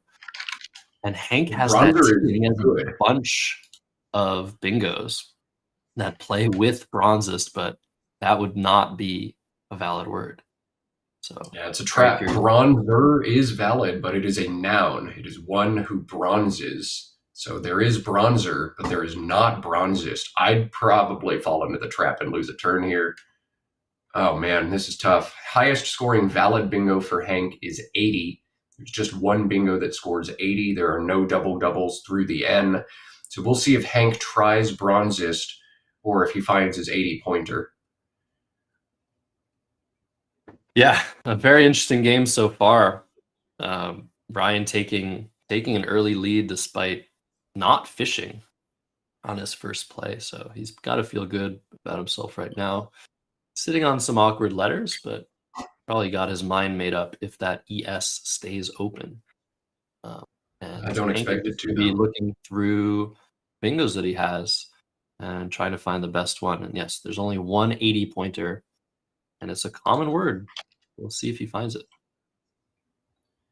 Man, so many word traps possible there. Bonzer, Bonzer, also valid, but it's an adjective. There's no bonzers. There's just bonzer. And there's bronzer, but there's no bronzest. Just Scrabble. All the things you have to keep memorized and keep straight just in case they come up. And you'd hate for these tough word checks to come up on a streamed game late in a tournament where you're ahead by one game, but minus 1,000 spread on the guy on your heels. Oh man, this is tough for Hank. You've forgotten the craziest part. I mean, we mentioned so many traps here, but bonzer is a word, not bonzest, just bonzer. Bonzer means like excellent or something. It's just, it's an adjective on its own. As we see clients come down. All right, this is going to eliminate a lot of potential bizarre word mistakes, I think, that could potentially happen here. If and Hank what's is not really nice sure to of mention- bronzest, just knock it out. This is smart. Yeah, and a very defensive choice. You see how constricted now things are with those symmetrical 7-letter words. Very aesthetically pleasing too, if I might add. Yeah, very aesthetically pleasing, but now the S, the two unseen S's are huge tiles to get to the left side and the bottom side of this board. Whoever draws the cab to cabs hook is in great position in this game for the long term because of the shape of this board. And Hank has not found an S, but a bunch of vowels instead. Let's see if he can balance this rack out. Oh, Nope, not at all. ouch. So Ouch, indeed. Ryan here playing YEA. This is a defensive move for those that play Collins. OY has E hook, but in NWL, OY has no hook. So YEA comes down. Ryan did miss an opportunity here to score very well with Suede from the S, getting rid of both the W and the Y and not keeping that awful WU combination. But I like this play as well. Leave things tight. You have a lead. Yeah. I mean, Suede is 42, but YEA is 40 on its own. And actually, this play simmed ahead of Suede because Suede gets hit by stacks so often. So, heads up from Ryan. He's been playing some rock solid Scrabble. He's been playing a lot of Scrabble recently. And I like this decision from him. Beiiou for Hank. He drew back a bunch of the vowels he exchanged on the first turn. And I think this is what you have to do again, right, Josh? Exchange again? I agree, and the quickness and the sort of feel like Hank has been making these exchanges, and he doesn't seem phased at all by his draws, which is a really good sign that he's got things very, very locked up psychologically. I think others would sort of marinate in this terrible rack for maybe a little bit longer, trying to find some play that's worth doing because you've already exchanged once this game. But Hank not hesitating. I'm very impressed by this. All right. And Ryan has set up VAWARD This word came up in my Scrabble club last week, and everybody confidently said, "Oh, it's good, but it doesn't take an S." And I believed them. And now I'm punching it in the machine, and it says that VAWARD does take an S, and it plays for 36 down to the S in clients. So we'll see if Ryan successfully tries this word, even though everybody at my club lied to me and told me it was no good. Yeah, never trust human beings when it comes to word knowledge, unless their name is Nigel Richards. And yeah, I think the reason your clubmates were so confident is that van word, the word VANWARD, that one does not take the S. So another trap. So many traps in the lexicon. I mean, it just takes so many hours and months and a lot of just learning the hard way what is and isn't valid in Scrabble. So we'll see if Ryan pulls the trigger here. It's by far his best score and probably his best play.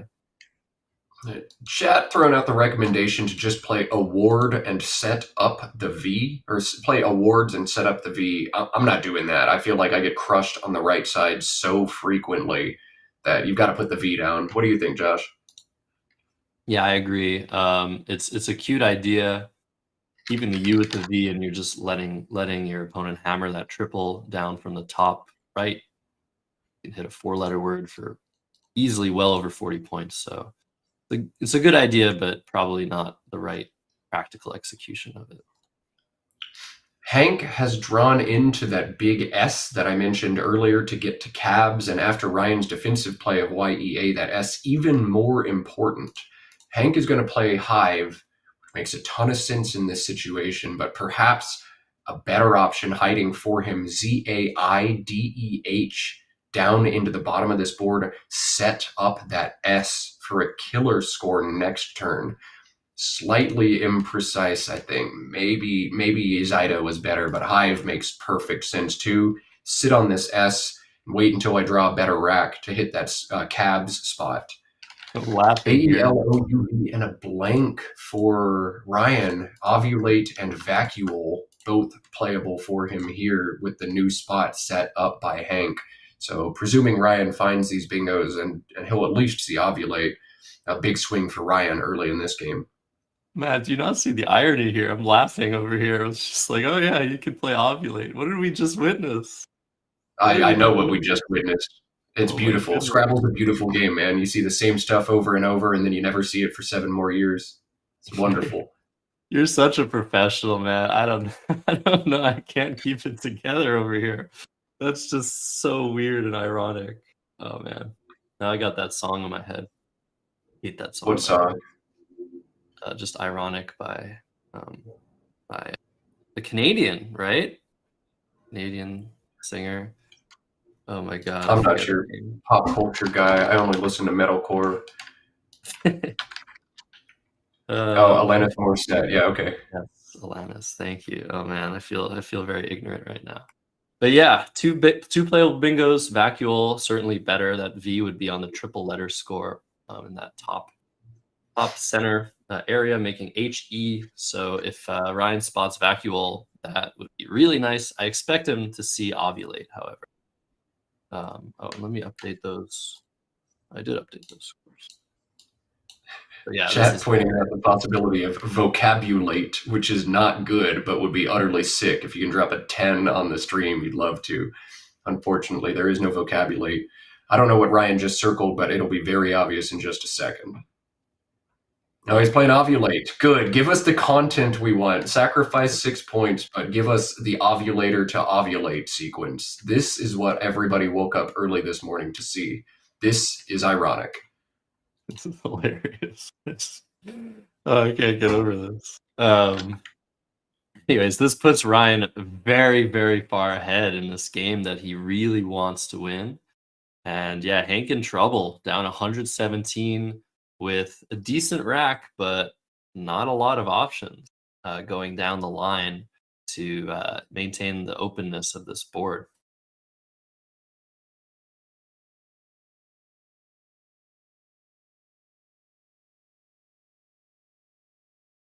What are we thinking here? Like Gushed, maybe. If you know the 6-letter SUGHED, It plays with DO for 48. It puts an S right there in the top left corner of the board. More words start with the letter S than any other letter in the dictionary. So you generally think of S as a letter you want to end words in, but it's also fantastic to start words in. Now you've got to know that SUGH is a verb, and I did not know that. We'll see if Hank does. If not, gushed is a similar play for the same score, but you really like to put that S in the dangerous position with this deficit if you're Hank. That'd be incredible. If Hank knows sugged, that's instead he's gonna go with hung, which makes a lot of sense. Take out that easier triple, and this is actually gonna work in his favor because Ryan drew that Q and had a really nice option of just quiet or quite through that U. And that Or was even just Quay, QUAI. Yeah, QUAI even better. But we don't really like the leave of hung, keeping that U. No, but I mean, with the knowledge that the Q is on Ryan's rack, this is easily the top play for Hank. Of course, Hank does not know that, but big swing. And Ryan now forced to just drop QI. He's going to do it here for 25, or I'm sorry, for 31. QI and ID leaves a better leave, ACEIT versus ACEIIT, but it opens the board. I like this from Ryan. Just keep it closed. Yeah, very interesting choice. I wonder if this was a conscious choice or if he just saw the blue and the dark blue and was like, wow, I got to use that. But I would play QI for 25, but this is a nice decision by Ryan. If Hank doesn't have an S, there's really not many places to go on this board. And look at that horrendous draw to DESU. Oh, what is going on here?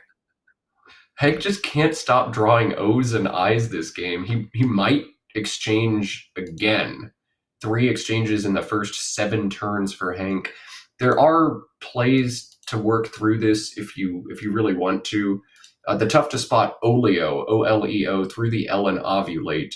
Probably better than an exchange here. 16 as opposed to 0. Josh, would you try to fight through this rack with Oleo? You can score even better with Odea, ODEA, down to the A in taxa, or you can just throw back. What do you think? I don't know. This is so horrible. I think you do have to just exchange again and try to prolong the game a little bit. Hank is now down 2 bingos, so he's going to need a lot of help. And making a play like Odea, I don't know if that's really helping him keep the board alive. Maybe it is. Maybe it's a good idea to just score the points now and try and maintain a 100-point deficit rather than a 150-point deficit. I don't know. I don't know what I do here. I don't like keeping that U. I might just exchange again and hope for the best later. When you're losing by a gazillion points, though, exchanging is really hard to do. You just have to put some points on the board and hope that you draw exactly what you need. If you exchange again, even if you have a good draw, you're now down by so much that you can't catch back up anyway. So I don't think Odea works often enough. That OOSU leave is just so nasty. I think you have to try to stay a little bit more in range. Something like this or Oleo, I think a better line of attack for Hank. He's going to play Dower for 10, hold EOOS. This bingo sometimes. Yeah. If he was going to do this, I think Udon may be a little bit better in that same spot, not to give back the overlaps, the stacks over the DO. You really, in this position, want to be trying to prevent Ryan from scoring as much as possible. So if you're going to make a play on the board, you want to take out a scoring spot. I think Hank has given back a scoring spot after taking one out. But this makes a lot of sense. Get rid of that U and just hope you draw really well. And he's drawn into Mooners, which I think he's going to play. Mooners is valid. Ryan can score 40 on this turn. I don't know if he's going to. It's really hard to spot, and even if you spot it at this score, it's a tough play to make. But 40 points available with a really creative play for Ryan on this turn. I wonder if he'll pull the trigger on it. Good luck. Yes! Oh my God, what a play. God, incredible. But Wow. Mooners is now 101. That is brilliant. I mean, it's dangerous, but Ryan's ahead by so much here. He's basically giving Hank one turn to consolidate the position. What a brilliant find by Ryan Chapita, showing us why he's on such an upswing these last few months.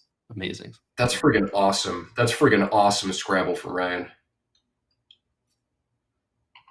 And now here's the moment of truth, because Mooners is a word and it's 101 points.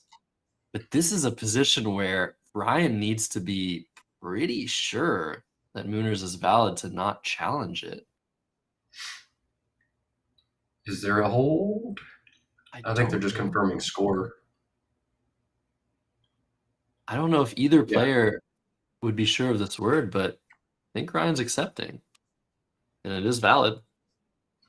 So many of those ERS words that are just, oh God, I don't remember. But both players show in their word knowledge. Mooners is valid. Hank pulls the trigger on it. Ryan does not challenge it. Everybody's playing good Scrabble right now. Ryan, I think, has a pretty no-brainer play in this situation.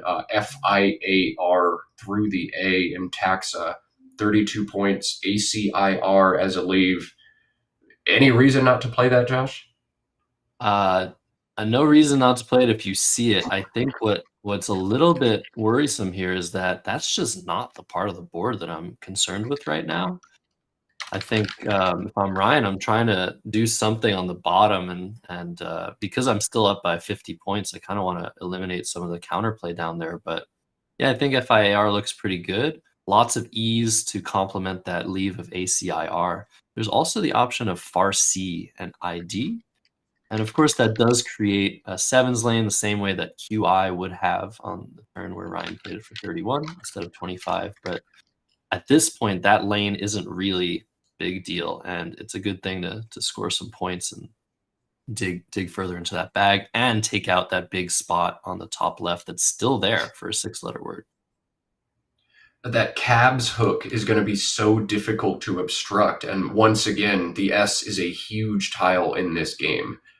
Ooh, I think Ryan has missed the higher scoring FIAR, playing the same tiles for 9 fewer points. He does block some of the floaters, but I think this is a miss rather than a tactical block. Yeah, I believe so as well. Not the easiest 4-letter word to spot, FIAR. But like I said, I think Ryan was definitely focused and maybe a little bit tunneled on the bottom part of the board, which makes a lot of sense strategically. He's so strong. He really knows what he wants to be doing in a position, and he's still up 70 points with the board getting more and more constricted. So he's still in a great position. Let's see what Hank has here. BETGGIR. You don't like those G's. Got to play one of them at least, right? A bit of a word knowledge check on this turn for Hank. The 6 Begirt, BEGIRT, plays on the top of this board, making TO for 32. Opens a bunch more lines. That's exactly what you're looking to do if you're Hank. But the play of GIB on the bottom of this board, stacking on top of Mooners, is 27.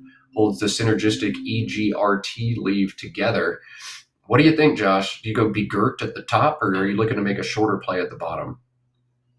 Yeah, I mean, Begirt is great. It opens the board, it scores well, it takes out a scoring spot.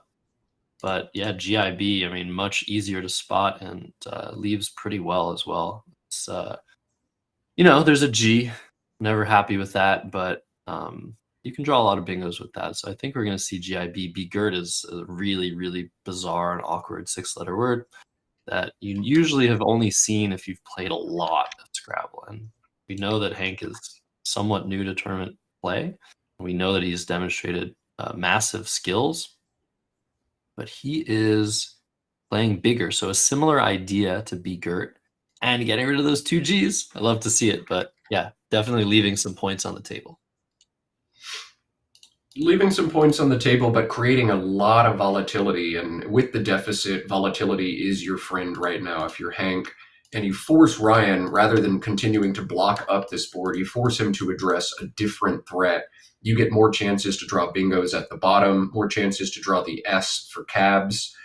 I like this idea from Hank. You've got to embrace the variance when you're down, and he's done a good job of that. You got to play fearless. Did he draw the O's back? Hank, how many vowels have you drawn this game? Give it an S. Nope. Yeah. Nope. Not a great draw, I think, for Hank, but he's still in it. He's still in it. He's down 50 points. It's Ryan's turn. Ryan has a choice here. Do I play long and play Beware, address the spot that was just opened, but create another, take the points? Do I play off WAE? There's a 6 spot on the right to play that with Dura. Or something else. Web? Will we maybe see Web or Weber through that B? I think Weber would be what you would do, right, Matt? Weber is exactly what I would do. Beware is 3 more points, but it gives back so much in terms of opportunity for my opponent, and I'm not ready to brace that variance yet.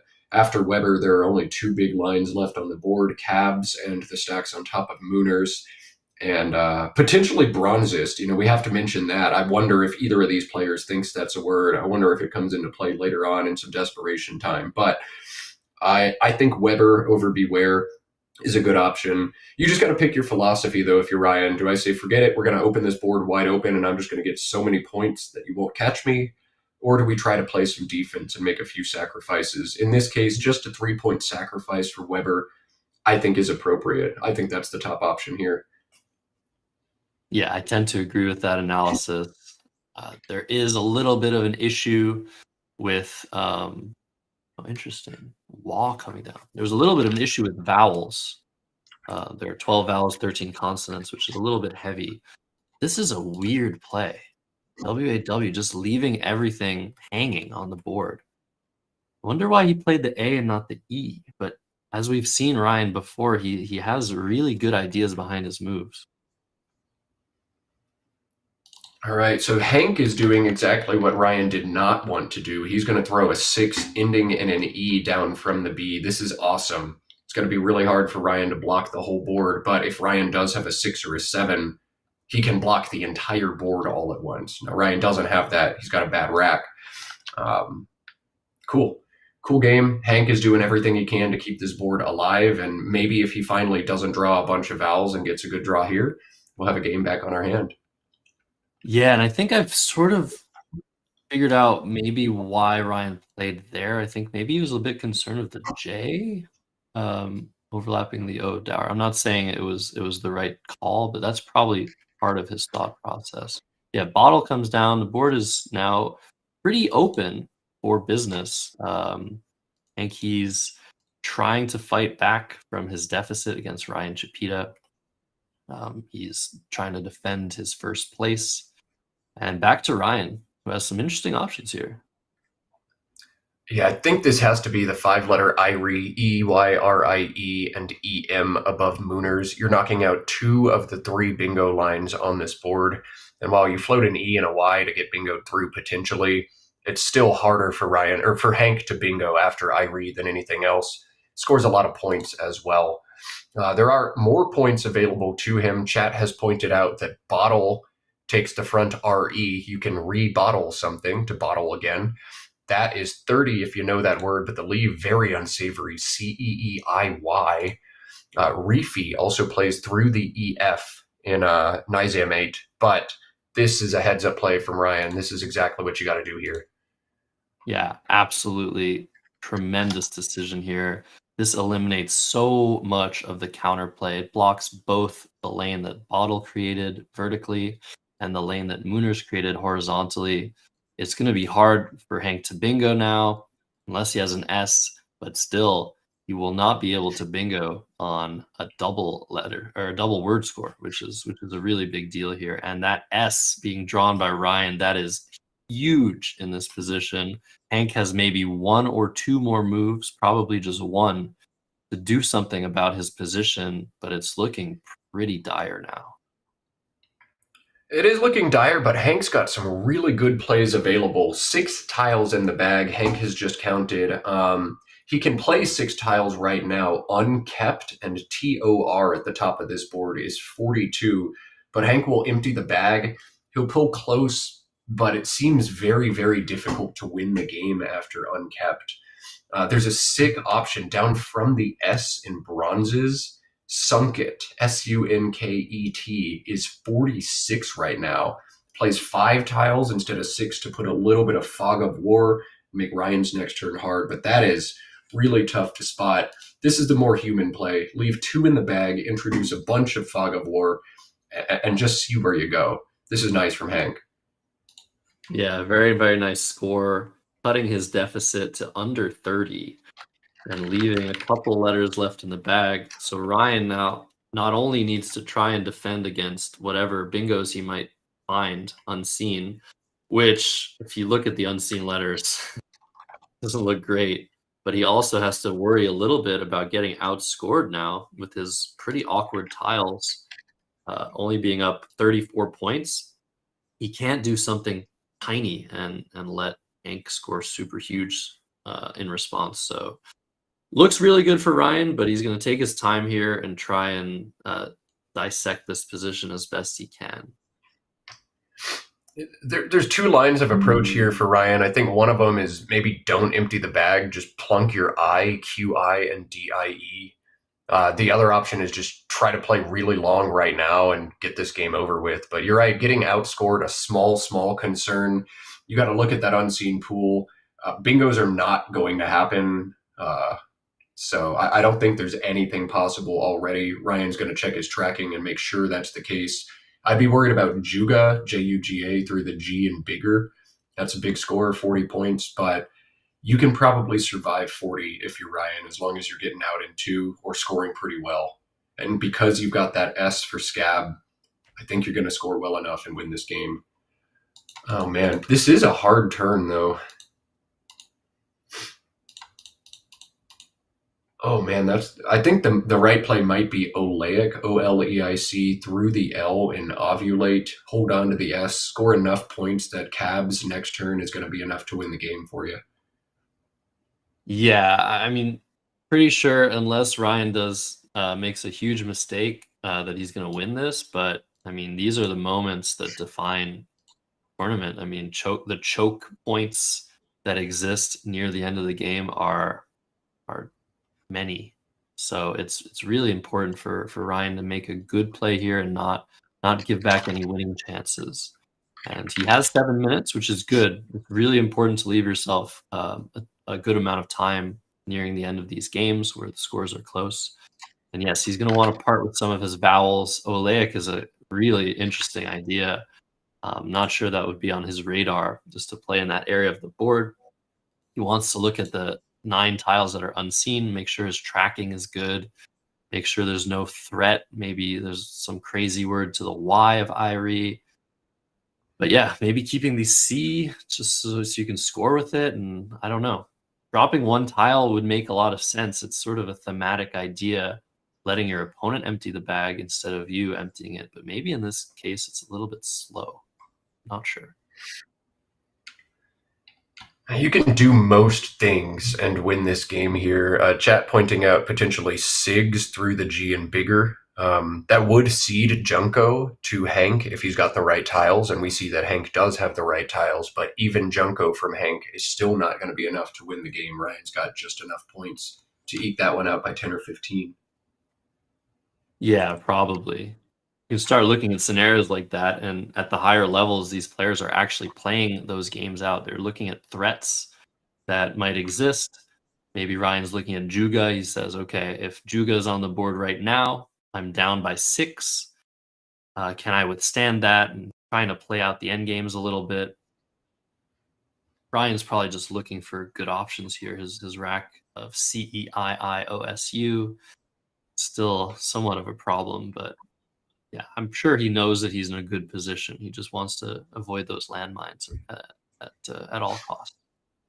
Boy, this is a name we all have to remember. Ryan, he played a tournament that Josh and I were both at in Madison back in November. He was seated in the bottom half of Division 1. He didn't care. He won the division anyway. He won the whole thing, first place. And man, second place at another big tournament recently. Could finish first, second, likely to finish 1, 2, or 3 in this one.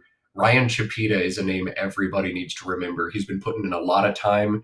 a lot of study, a lot of reps. He and Annette Oberstad spar all the time. God, this guy's going to get really good, isn't he? Yeah, I've always been impressed by him. So it's really great to see him bloom into the top player these last few months. But this turn, it's pretty brutal. I mean, if you want to block Juga, maybe you could play Iotic through the D and dipped. That's only scoring a surface level amount of 8 points. You sort of get worried about some other threats. Is there a 6-letter word that fits on the top left? What if I draw another U? Yeah, it looks weird, but I think there's just a lot of ways for Ryan to make a winning play here. And as long as he doesn't go overtime, overthinking everything, I think he'll be okay, but just don't really know where to start position. You got to worry about two scenarios. One, can Hank hit me hard with the J? And two, if I draw the J, will I be in trouble? So I almost want to play off the tiles OI and keep CEISU together. So if I draw the J, I'll hit juices or juicer next turn and be fine. You want to make sure that whatever you keep is going to be amenable to the J draws that you might have, but also doesn't seed anything huge if the J is on Hank's rack. Chat has pointed out the possibility of Adjourn, ADJUORN. Hank doesn't actually have it, but Ryan does not know that. So that's the big threat you want to make sure you outrun. Ryan has made a play that allows him to outrun, or that blocks that rather, in USE here. Yeah, and this puts him up by 50 points, and he's going to draw some nice consonants to complement that terrible leave of IIOC. So this looks good enough. Make sure that this game is updating. Juga still plays for Hank, but it's not going to be enough. There's really nowhere to go. Not sure why the scores aren't updating. Yeah, Ryan's at 403 after use, so a 50-point lead for Ryan. We'll try to get those scores updated as soon as we can. Hank has 7.5 minutes to try to find a better sequence. You would love, if you can, to go out in 2, but that rack is just so inflexible. He's found some pretty bad tiles, and there's no out in 2 sequence that scores good points. Hank cannot win this game.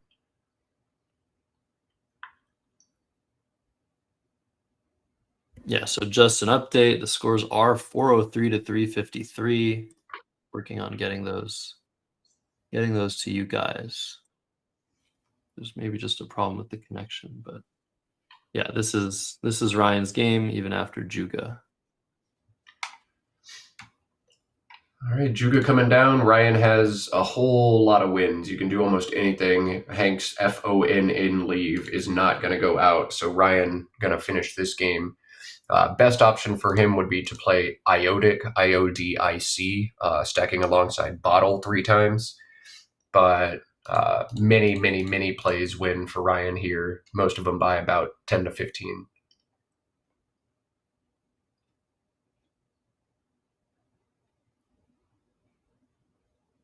All right, as we work on those scores, we're going to see Ryan Chapita jump up in the standings potentially, depending on whether Chris Sykes won his game.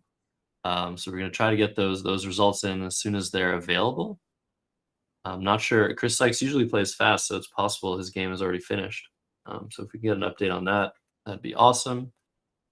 Once again, if you're enjoying this coverage, and Sykes won, great. If you're enjoying this coverage, please like, subscribe to the Let's Play Scrabble channel. Please go to letsplayscrabble.com, see what's up in Northeast, and previous live streams, previous tournaments are available. There's a lot of stuff coming up, right, Matt? There's a lot of stuff coming up. The next big Let's Play Scrabble tournament is going to be in Montreal in late May. The Montreal Scrabble Classic. We'll show a bunch of information about that in between rounds, but it's going to be a huge event in one of the best cities in North America, if not the best city in North America. We'll plug that a little bit more for y'all in the intermission. Ryan is playing DIAL here. This blocks OF from Hank, which is a pretty high-scoring play, though Hank still has that at the bottom. Can Ryan go out? Yeah, he can play Kawir next turn, so this works. Yeah, Ryan has saved 2 outplays, Icon or Coin or CION to that N in Mooners, and COIR at the very least to the R in Irie. So this is one of his winning plays, and this puts him up by 30 points. There we go. 4-2-3-3-9-3. So I think the standings haven't changed. I think Chris Sykes maintains. Actually, no. I think Chris Sykes is going to be in first place now, right? He's won. Hank has lost. So now Chris, the man to beat. After this, things are getting really spicy.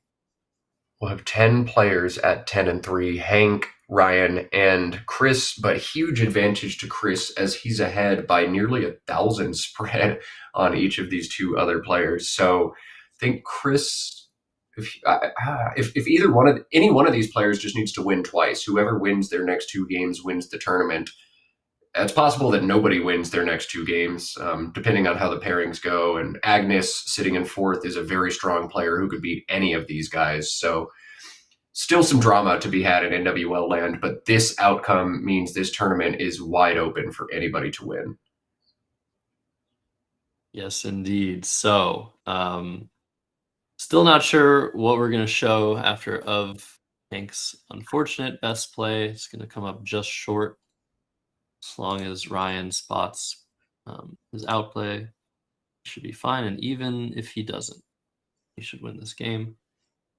I think we're going to go back to CSW. Adam has won a game, and it looks like Adam, if he can win next round, will win the CSW division. So I think based on that, we'll go to CSW, show what could be the championship game there. And depending on how that one goes, it'll either be Matthew versus Adam again, or we'll go back to NWL. Let's cut to Overhead Mike and see what we hear from these guys. Probably don't challenge that. I don't know that it's good. And he's a mate, isn't now, so it takes an accent. I thought so, yeah. I would have done the same thing. I knew it was risky, but my last stream game I started, I played overly safe and paid for it. So no, let's have some fun here. Give me a good lead to here. There's no guarantee. If you hadn't played here, I was gonna, this is a nice 40-point play. Yeah. I was gonna play Janny because then I would have had a outplays with my FOU. Oh my goodness, even on too. Yeah. I might have had a chance. It would have given me, I think, 10 less points, but it would have been closer anyway. But This was all about being.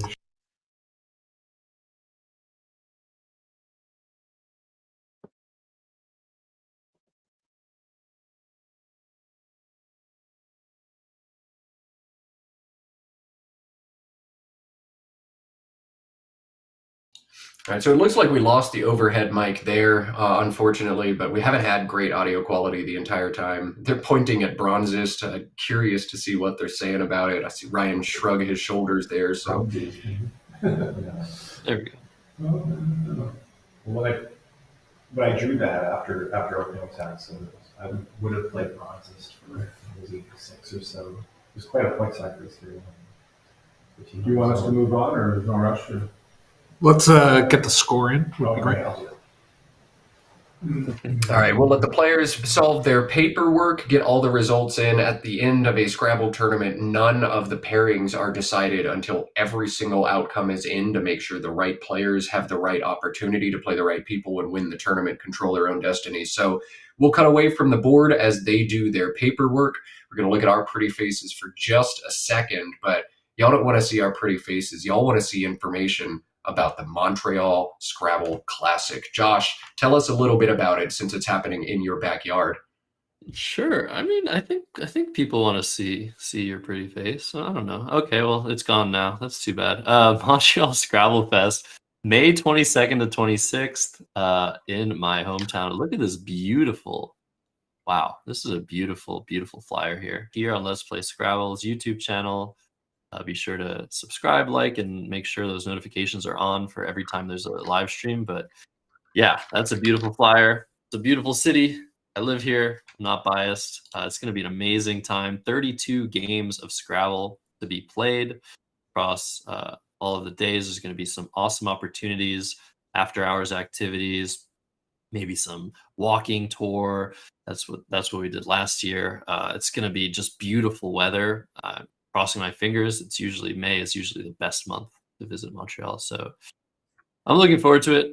I think I'll be playing. Maybe I'll be commentating. I'll be there. I'll be hanging out. So if you want to meet me, that's what you got to do.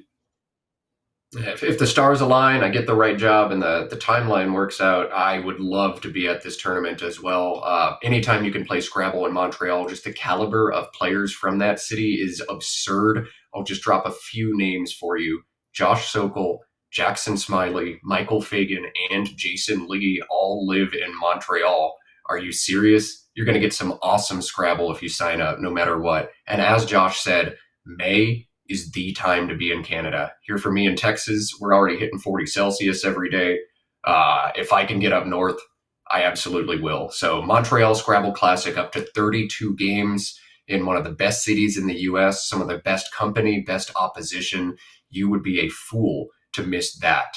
Speaking of missing things, I'm going to miss you for the next 3 minutes because I've got to top off my coffee or I'm going to go unhinged. But good to see that the part did indeed impart some power for Ryan Chapita. We're going to cut away for just a second. We'll come back with some CSW action. Matthew Tunnicliffe, Adam Logan in what could be the clincher. And since we're cutting back over to CSW, we'll talk about a really exciting CSW tournament coming up. But first, more coffee for this guy. And we'll be back very, very soon. If y'all haven't yet, hit that like button. 2 games left, but Matthew Tunnicliffe and Adam Logan. If you don't like that, you don't like Scrabble, right, Josh? Right. I'm sorry, I'm laughing. Right. You said Montreal is one of the best cities in the United States. Oh God. I need more coffee. You need Let's just cut away. Let's cut the break. We'll see you guys in a Let's second. just cut away. Give me some coffee, and I'll figure out where Montreal is actually located. Hey, it might be in the U.S. soon. I shouldn't have said that. That was inappropriate. All right. Break, coffee, less unhinged commentary. We'll be back soon.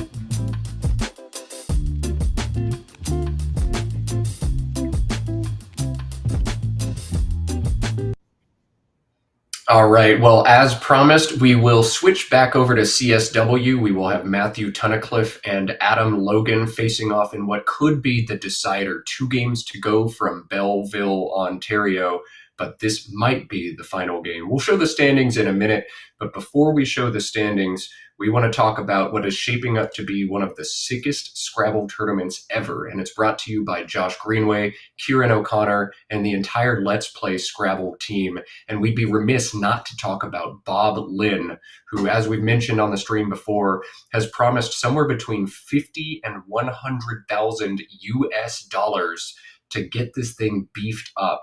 There are all sorts of initiatives for players who have not played Collins or who have not played much Collins. I've played 4 Collins tournaments in the last 2 years. Therefore, I am eligible for Bob's generous donation. There are sign-up incentives to pay for your hotel, sign-up incentives to pay for a bunch of prizes, all kinds of prizes for players from all across the rating pool too. You can read all the information about it on letsplayscrabble.com. But Josh, tell us, like, on the magnitude of Scrabble, how sick this truly is for the game. Honestly, this is the biggest news for the CSW side of things and for Scrabble in general. I think since it was announced that John Shreve would be donating $100,000 per year to WGPO. So I think that, yeah, this could be huge. This tournament could be humongous. There is a lot of space in that hotel. More is available.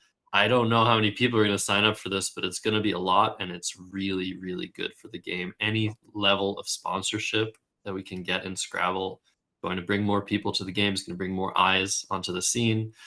And you guys are already here, so you know what's good. You know why this is very exciting. So yeah, I'm looking forward to this.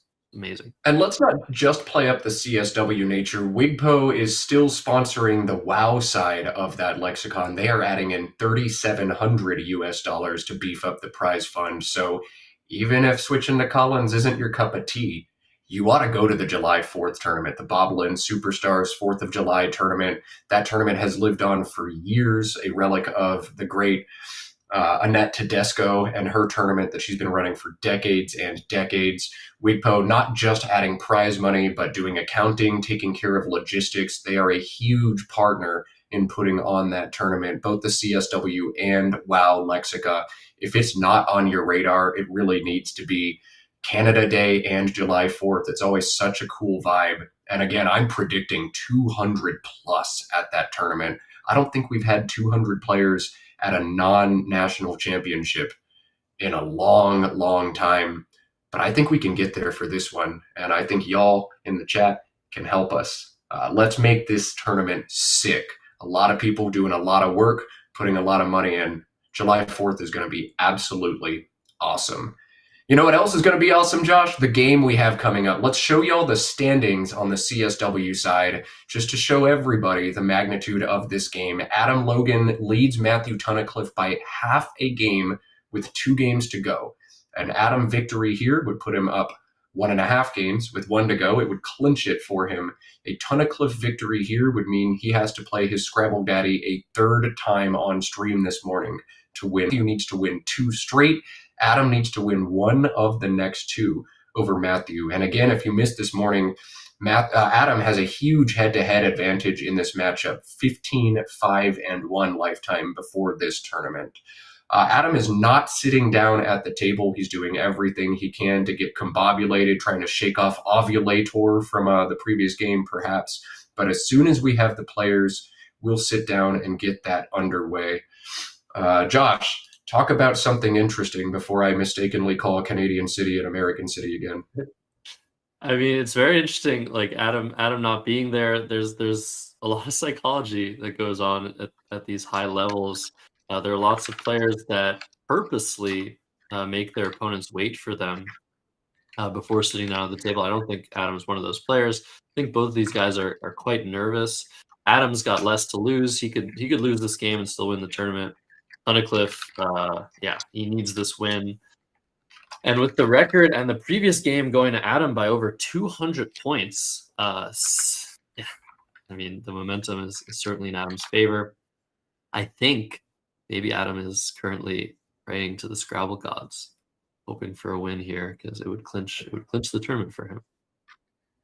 Yeah, huge game. Tall task for Matthew Tunnicliffe as well. You have to go beat Adam Logan twice in a row. No problem, right? You can do that. But we've seen crazier things happen. We saw that Joel Sherman had to defeat Nigel Richards 3 games in a row to win a Nationals, and he did it. We saw that Mac Miller had to defeat Ian Weinstein 3 games in a row to win the Nationals, and he did it. So anything can happen, and that's why we play the game. Hearing from our director that Adam has almost been wrangled. I don't know exactly how you almost wrangle somebody, but that is a step in the right direction towards getting some Scrabble. And thanks to those who noticed, I had to change my shirts again. Everybody loved the tie-dye yesterday, and I'm in a phase where I just wear tie-dye tank tops all the time. So here you go. More for you. Yeah, that's whenever Matt says he needs to get more coffee, he's probably getting more coffee, but he's probably also changing his clothes and making me look like a boring man for not doing the same. If you guys are interested in getting to the level of play that we're witnessing here eventually, it'll take time. You should definitely check out letsplayscrabble.com. A lot of different websites as well. You can go to scrabbleplayers.org, WGPO. The websites will tell you where to join a Scrabble club. You have people in the chat asking about Texas Scrabble clubs. Matt, I mean, there are lots of clubs in Texas. There are pretty much clubs in every major city in North America. How do we get more people into the game? I think that's how you start.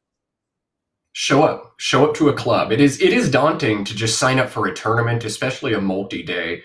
It takes a lot of stamina. Scrabble's a hard game, especially to sit down and play it 7 straight games in a day and then to wake up the next day and do it again. But walk into your local club first, learn some of the mechanics, or if you don't have a strong local club, just find somebody in the area and buy them a coffee and play at a coffee shop or something. But Scrabble's growing. Everybody feels it in the scene right now. There's a lot of money starting to flow into the game from some big, generous donors.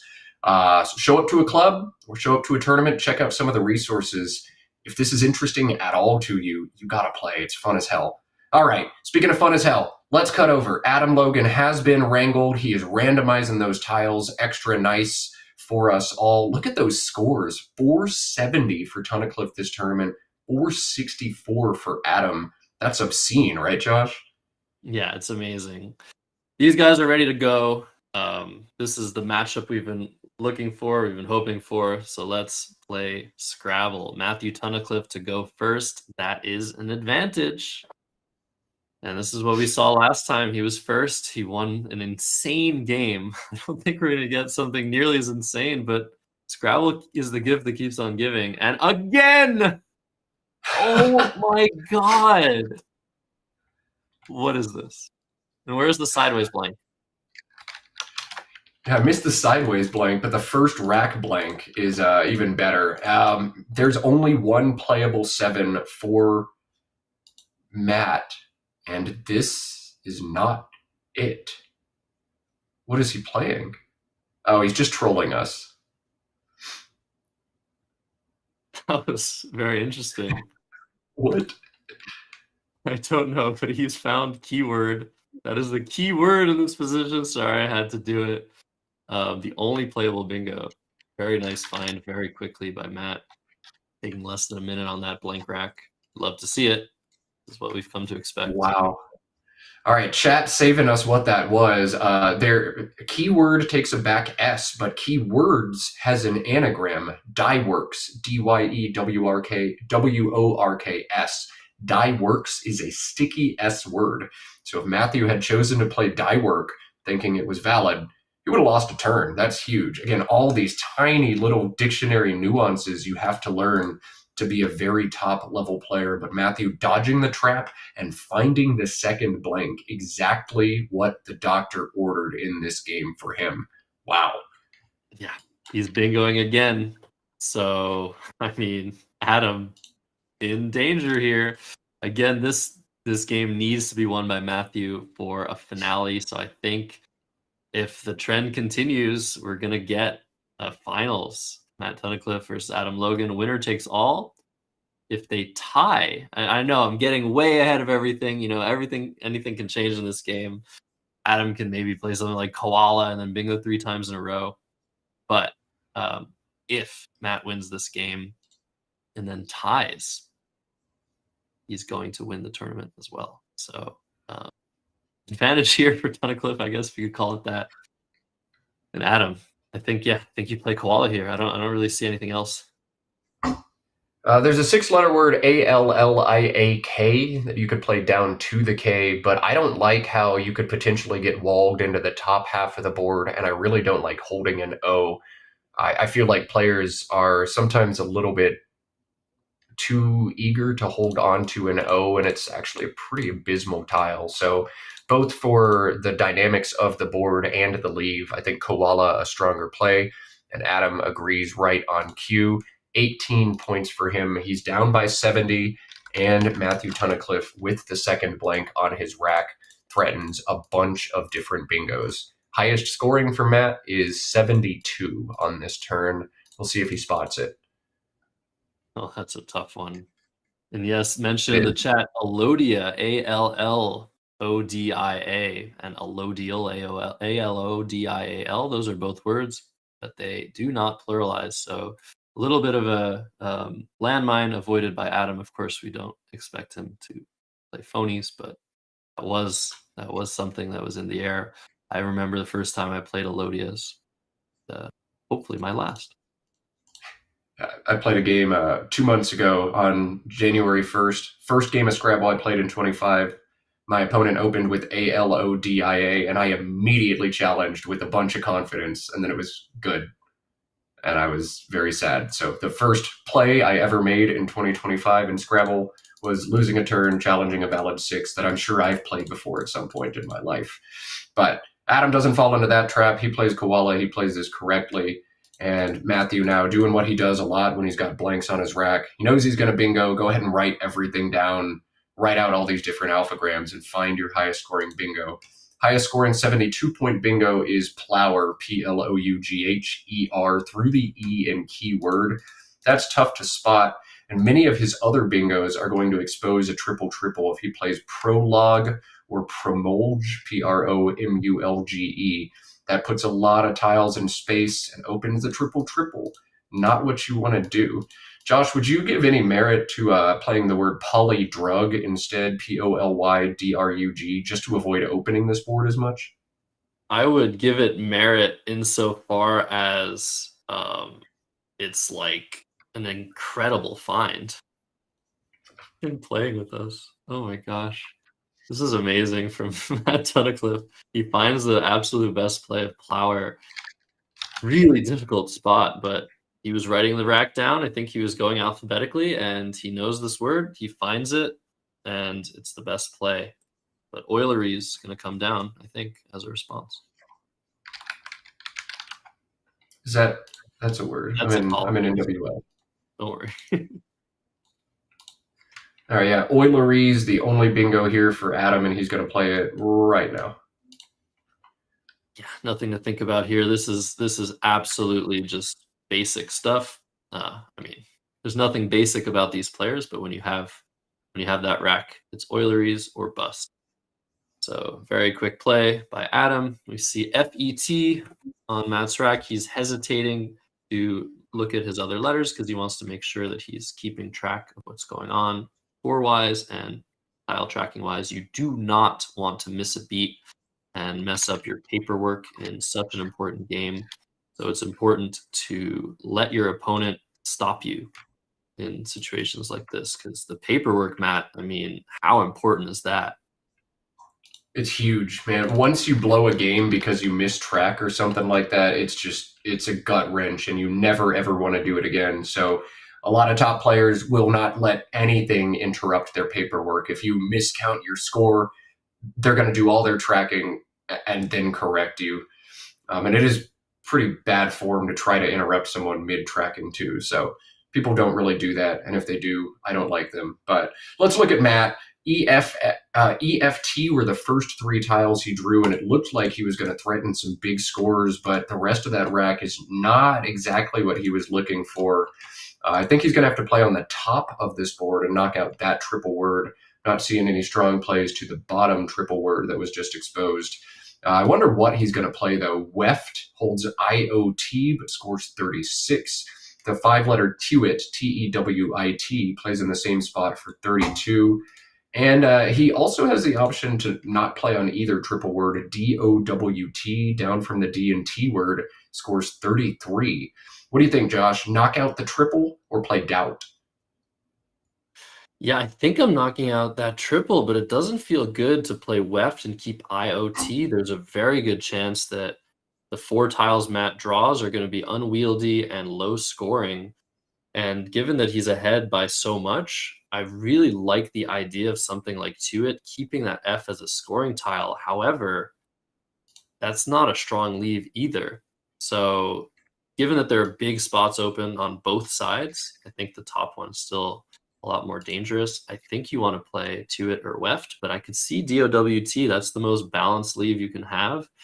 And it sort of inhibits a lot of stuff as well. So interesting to see what Matthew comes up with here. I think Weft probably makes the most sense, and hopefully he could draw a scoring tile or a bingo.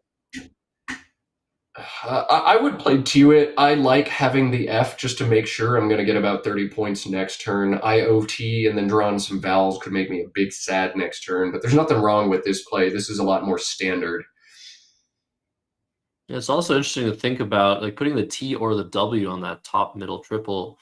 The W is obviously more dangerous for high scoring bingos, but the T will create a lot more counterplay for Adam down the line. So that's also something to think about. And yeah, I like Weft here. You have to make sacrifices to maintain your lead. I think this is a good one, sacrificing the potential to score next turn. And we see exactly what I was talking about. These are 7 letters that look decent, but I don't believe they're going to form a bingo. Matt's going to have to take a turn to sort of consolidate that and score as much as he can and maybe try to defend the board a little bit. But yeah, this is exactly why something like Tuit might have been interesting in the position. Just a lower variance play. You try to avoid the nightmare scenarios when you're ahead, and the nightmare scenario is what Matt has, where you're scoring 12 next turn and trying to bingo, but you might score 12 again if you miss. We'll look at Adam's turn. He trails by almost 120 points, but he has found the huge Z tile. Now, I don't know if he's going to play it. Zag or Zap, making Za, play to the side of Koala for 37 or 39 points. But he has the nice 5-tile Apgar, APGAR, down to the bottom center triple word score for 35, holding DZ together, setting up, if nothing else, ADZ next turn. What do you think, Josh? You playing the Z, or are you holding it back? Yeah, this is the perfect opportunity to keep it. He's not sacrificing any points by doing so. He could play Apgar for 35. The best he can do with the Z is 37, 39. He can play Zag in 2 spots. He can play it with Tog, or he can play it with Za next to that A in Koala, setting up a huge spot for an S. And at this deficit, that's also kind of promising. I mean, maybe not promising, but it's something you might want to do, create a little bit of a threat, even though Adam doesn't have an S now. Probably thinking, I'm down over 100. I want to create some variance. So I could see Zag at the bottom left. I could see Apgar just being patient with it, taking out the big scoring spot when you're behind. That's really important. Might seem counterintuitive, but taking out scoring spots means your opponent is less likely to keep scoring their way to victory. So I like Apgar a lot. I think that's probably the most complete play that's possible here. I want to get a definition on Apgar because I know this word from a medical context, and I'm wondering if the Collins definition is the same, but I don't have definitions on Collins. Somebody look it up for me in chat. Is it the pregnancy or neonate health score, or is Apgar something completely different in CSW? Either way, I think it's a play that I'd make, but I love how Zag and Zap make this game a race to an S when you're down a bunch. You really want the game to be a race to an S. You just have to win that race, and then all of a sudden you're back in it. So a lot of merit to all of these plays for Adam, and I love learning from the top players in these situations. Yeah, Apgar indeed. system for determining the condition of an infinite birth. Yep. Okay, so Apgar score correct. Yeah. So that's, I guess, one of those acronyms that's made into the dictionary, right? It's a last name. It's not an acronym. It's Okay. a female doctor who created To know. an APGAR scoring system for neonate health, and now her name is valid in Scrabble. Or, that's really cool. And yeah, I mean, Oh, it is an acronym. I thought it was a this name. position, sorry, back to the game, really interesting. People are noting the possibility of setting up the Z with some sort of play. Maybe trying something like with RE, setting up res, but yeah, it doesn't look like there's anything to do, but it's important to look for plays that set up the Z. I think Apgar is strong enough that if you draw an O, you get Zo on the top left, 46. So I think I would really like to see Apgar here. And Adam, having taken 4 or 5 minutes already on this turn, yeah, he's deep in thought, and for good reason. This is an extremely critical point in the game. I mean, if you play Zap and then you draw an S, you're in awesome shape. But if you play Zap and you don't draw an S, you're sad. I'm sorry, if you play Zag and you draw an S, you're in awesome shape. ADPRS is fantastic. But I don't know. Apgar just feels like you're going to have more chances to catch back up. Yeah, this position, there's still a lot of game to be played, but Adam down over 100 so early, both blanks gone. He just has to be thinking about the whole of the board here.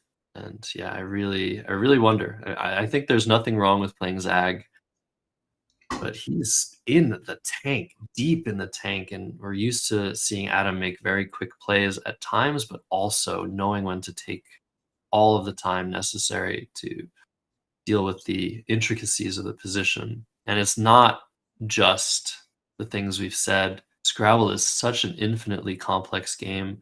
There are things these players are thinking about that we're not thinking about, that we're maybe not even coming close to thinking about. So it's important as commentators as well to give these players space to create their masterpieces over the board. I feel like if Zag is played within like 30 seconds, then Matthew's spidey senses would go off like, man, that was a clear, obvious slam dunk S setup. But if Zag is played after 6 minutes of thought, it's probably not an S setup. I wonder if that psychology is going to come into play here. Though I know there's a big Will Anderson video about a time where Adam spent like 8 minutes on a turn, and I think he made a setup play, but then Will was like, he wouldn't have thought so hard about the setup unless it was not an obvious setup. I don't know. There's tons of layers of psychology. If you haven't seen the Will Anderson video, watch it. And if you don't know what I'm talking about, after this tournament is done, just search Will Anderson Scrabble on YouTube. You're welcome. I love that. Yeah, and you see Adam just shrugging and sighing, and Matthew responding by just like twitching a little bit. I like that little bit of stuff. So a little bit of theater. Zag comes down after huge think, and Matt, I mean, I don't know. There's so many options whenever there's a Z in play. I understand the psychology of like being like, oh, I should have played that quicker, but I think there's just so much to think about in so many of these positions that Matt's going to want to block anyway. The problem, really big problem with Zag, and was mentioned in chat by a very, very strong player, that Matt can just play down to this triple that Adam left open, and that gets rid of the biggest threats with the S. So I think this was a missed opportunity for Adam. I don't know if he considered Apgar at all. I think this was just a little bit short-sighted.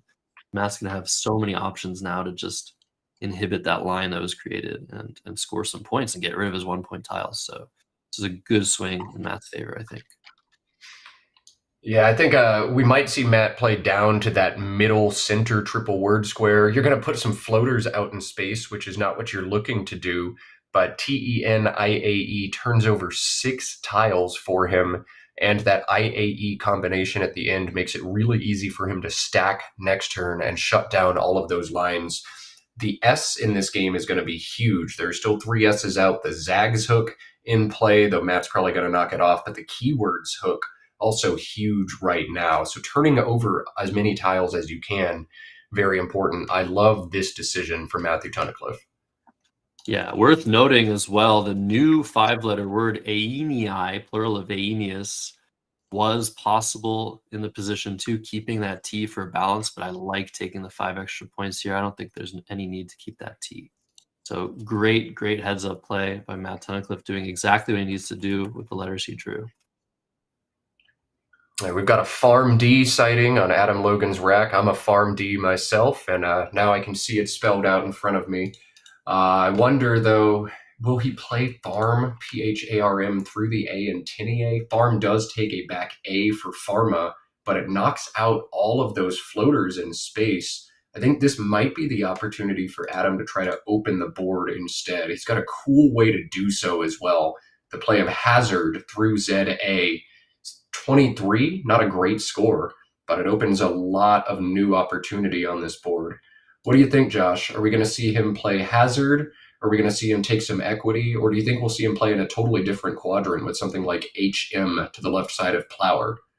I'm honestly down with this play of Farm. It does eliminate a lot of play, but it also eliminates a lot of counterplay to the play you'd be leaving open. As you mentioned, Tenier can be easily stacked by Matt Tunnicliffe with a lot of letters for a decent amount of points. So I like Farm creating a little bit of space as a lane with Pharma or Farms. There's still a lot of work to be done on this board to keep it safe from bingos, and I think Adam is well aware of that. There's a lot of marginal space to work with. There's the keywords hook. There's just a lot going on. I wouldn't be too worried about the board here. If you're Adam, I really would be worried about keeping good tiles and preventing my opponent from scoring while blocking. So I think Farm does that tremendously. So Matt's going to be faced with the decision now. He's leading by about 80 points. Does he want to play defense or does he want to ride equity? The play of Yui, U-E-Y, to the left side of Plower is 28. You would be extremely sad if you play Yui and then CINQ comes down for 100. 101. Perhaps, I'm sorry? 101. Sorry, I had to say. You actually counted it. I just assumed it was I either say 100 or 1,000 for all of the plays, but 101. Okay, I was very close. It might be worth playing YOU instead, keeping the double E's, but just avoiding the nightmare. There's also one cool play for Matt, Ghoulie, G-H-O-U-L-I-E, between the disconnected GL. That's fun. It sets up a new S hook, but it knocks out the mammoth double doubles that could come down with keywords. What do you think, Josh? Would you play Ghoulie? Would you play Yui? Would you play you? Or would you approach this position completely differently? Yeah, I would not. If I saw Ghoulie, that is such a cool play, but it's also such a useful play.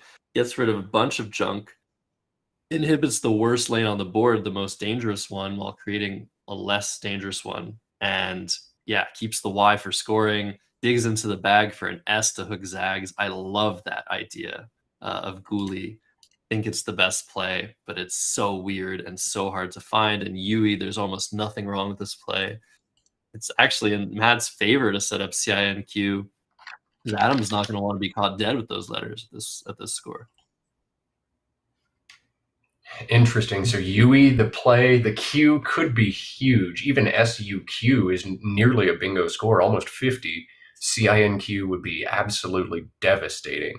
Matthew has not found the Q, but he has found a different high-scoring letter in the J, and he'll threaten big plays again next turn. But back over to Adam Logan, AADFRSU. He has found one of those huge S's, 4 keywords. He'll be looking to keep that spot alive and maybe set up a distraction elsewhere. By sheer equity, the play of AUF to the left side of Zag in the bottom corner of this board looks strong, but it doesn't really create any new opportunities, though it does give Matthew an easy spot to just drop 2 tiles, score 30, and not block keywords. Josh, would you be looking to play AUF here, or are you seeing a different line? Yeah, I hate this spot for Adam. AUF giving such easy counterplay for a 2-tile play onto the bottom left triple. I don't know. I'm worried about playing something like Farad or Daraf with Pharma just to score points, namely because any 5-letter word or 6-letter word next to the FA of Farad will score well, block the keywords hook, start clamping down on the board. Although I guess it's not a huge deal. I don't know. I'm thinking a lot about this position. I know Adam is too. I think Farad, yeah, the more I think about it, I think the more I want to play Farad here. Score some points and keep the S and try to draw something good. All right, so we see FARAD for the second time in 2 days getting played. First time Josh did not want it to get played, but it was. The second time Josh gives it a thumbs up. It's easy to give a thumbs up to plays when Adam Logan makes them. This also crucially avoids the devastating 50-point J-bomb that Matthew would have had after AUF or FAD in that bottom corner. But Adam has not found a great draw here. We'll look at Matt's rack, AEHIIJO. The very standard JAI in the bottom corner feels really good. 35 points, doesn't open anything up at all. Maybe, yeah, I don't see anything else good this turn. Do you, Josh? No, JAI looks great. It prevents sorts of plays that Matt could be worried about to the left of Zag that open that big triple onto the left. Yeah, JA can't be hooked. So that looks just like a slam dunk play. It's not perfect, but with the rack that Matt has, I think keeping that H to score with. It's really interesting, though. I mean, CINQ is going to become more and more of a thing to think about as the game goes on for both players. Both C's still left, 4 I's, 5 N's, the Q. If you draw the Q, there's going to be some amount of hidden value to keeping it for Sank. When is that spot going away? I'm giddy at this. But yeah, Matt with a great position. Both C's and 5 N's still unseen as well. Like, I think we're going to get a Sonk sighting at some point. That's so exciting. The Q is a powerful tile in this game. This is wild. I want to throw one more play out there for you, Josh. What about AJEE through the E in Euleries to knock out the keyword S hook? Is that too paranoid? It is, but it's a great idea. I would play that if it wasn't keeping 2 I's. I really want to stay balanced here, stay in control of my letters, but that is a great idea. That's a great way to score points and block that big hook. But now with Farad on the board, 7-letter words are going to play to the right very easily. So the keywords spot is no longer really that big of a deal considering the previous play of Farad. So, but it's a great idea. I really like the thinking there, Matt. That's why you're such a good player. If Farad hadn't come down last turn, a G I think was a slam dunk play. But exactly as you said, because the new line was opened, Adam's not letting himself get walled in. You can't quite pull the trigger, can't make that sacrifice. That is, in my eyes, too paranoid, and I'm about as paranoid as they come. JAI, indeed, the move we see from Matt. IIGMNSU, the rack for Adam. He is losing by 114 points. He is looking to keep that S on his rack and open this board. I think we're going to see DUING from the D in Farad. That checks every box you want. Adam sets it up as soon as I say it out loud. Josh, any reason not to make this play? It's a great play. It checks a lot of boxes. There's so many ends to redraw for ING. This is exactly what I want to create on this board. Again, taking away a scoring spot, scoring points yourself.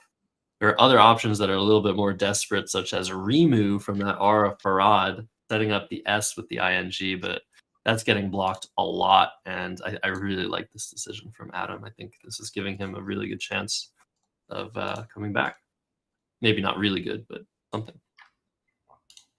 All right, well, Matthew has one play that stands out clear and away above the other options. 39 points available to him if he plays HOVEN, making FE and AN. By sheer valuation, that is 14 points better than anything else he can do. It doesn't do what he wants to the board. Bingos could stack alongside it for 80 or 90. But Josh, when you got 39 points available and undouble your ends, you have to make this play, right? Yeah, I'm sorry. I'm just noticing the subtle trolling that Matthew is doing here. He's lined up Hovening.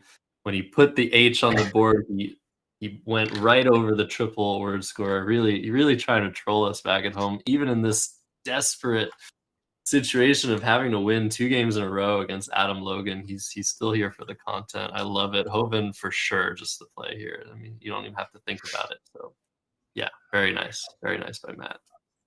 Oh man, Adam has found the Q. Will he play it? QI on top of doing is awesome. It sets up the back end, so ING bingos would score 100 or 110 down to the G in doing. But as we've mentioned a bunch of times, fishing for Sonk with 2 unseen C's and 3 unseen N's feels very, very strong. Sonk is 101 points.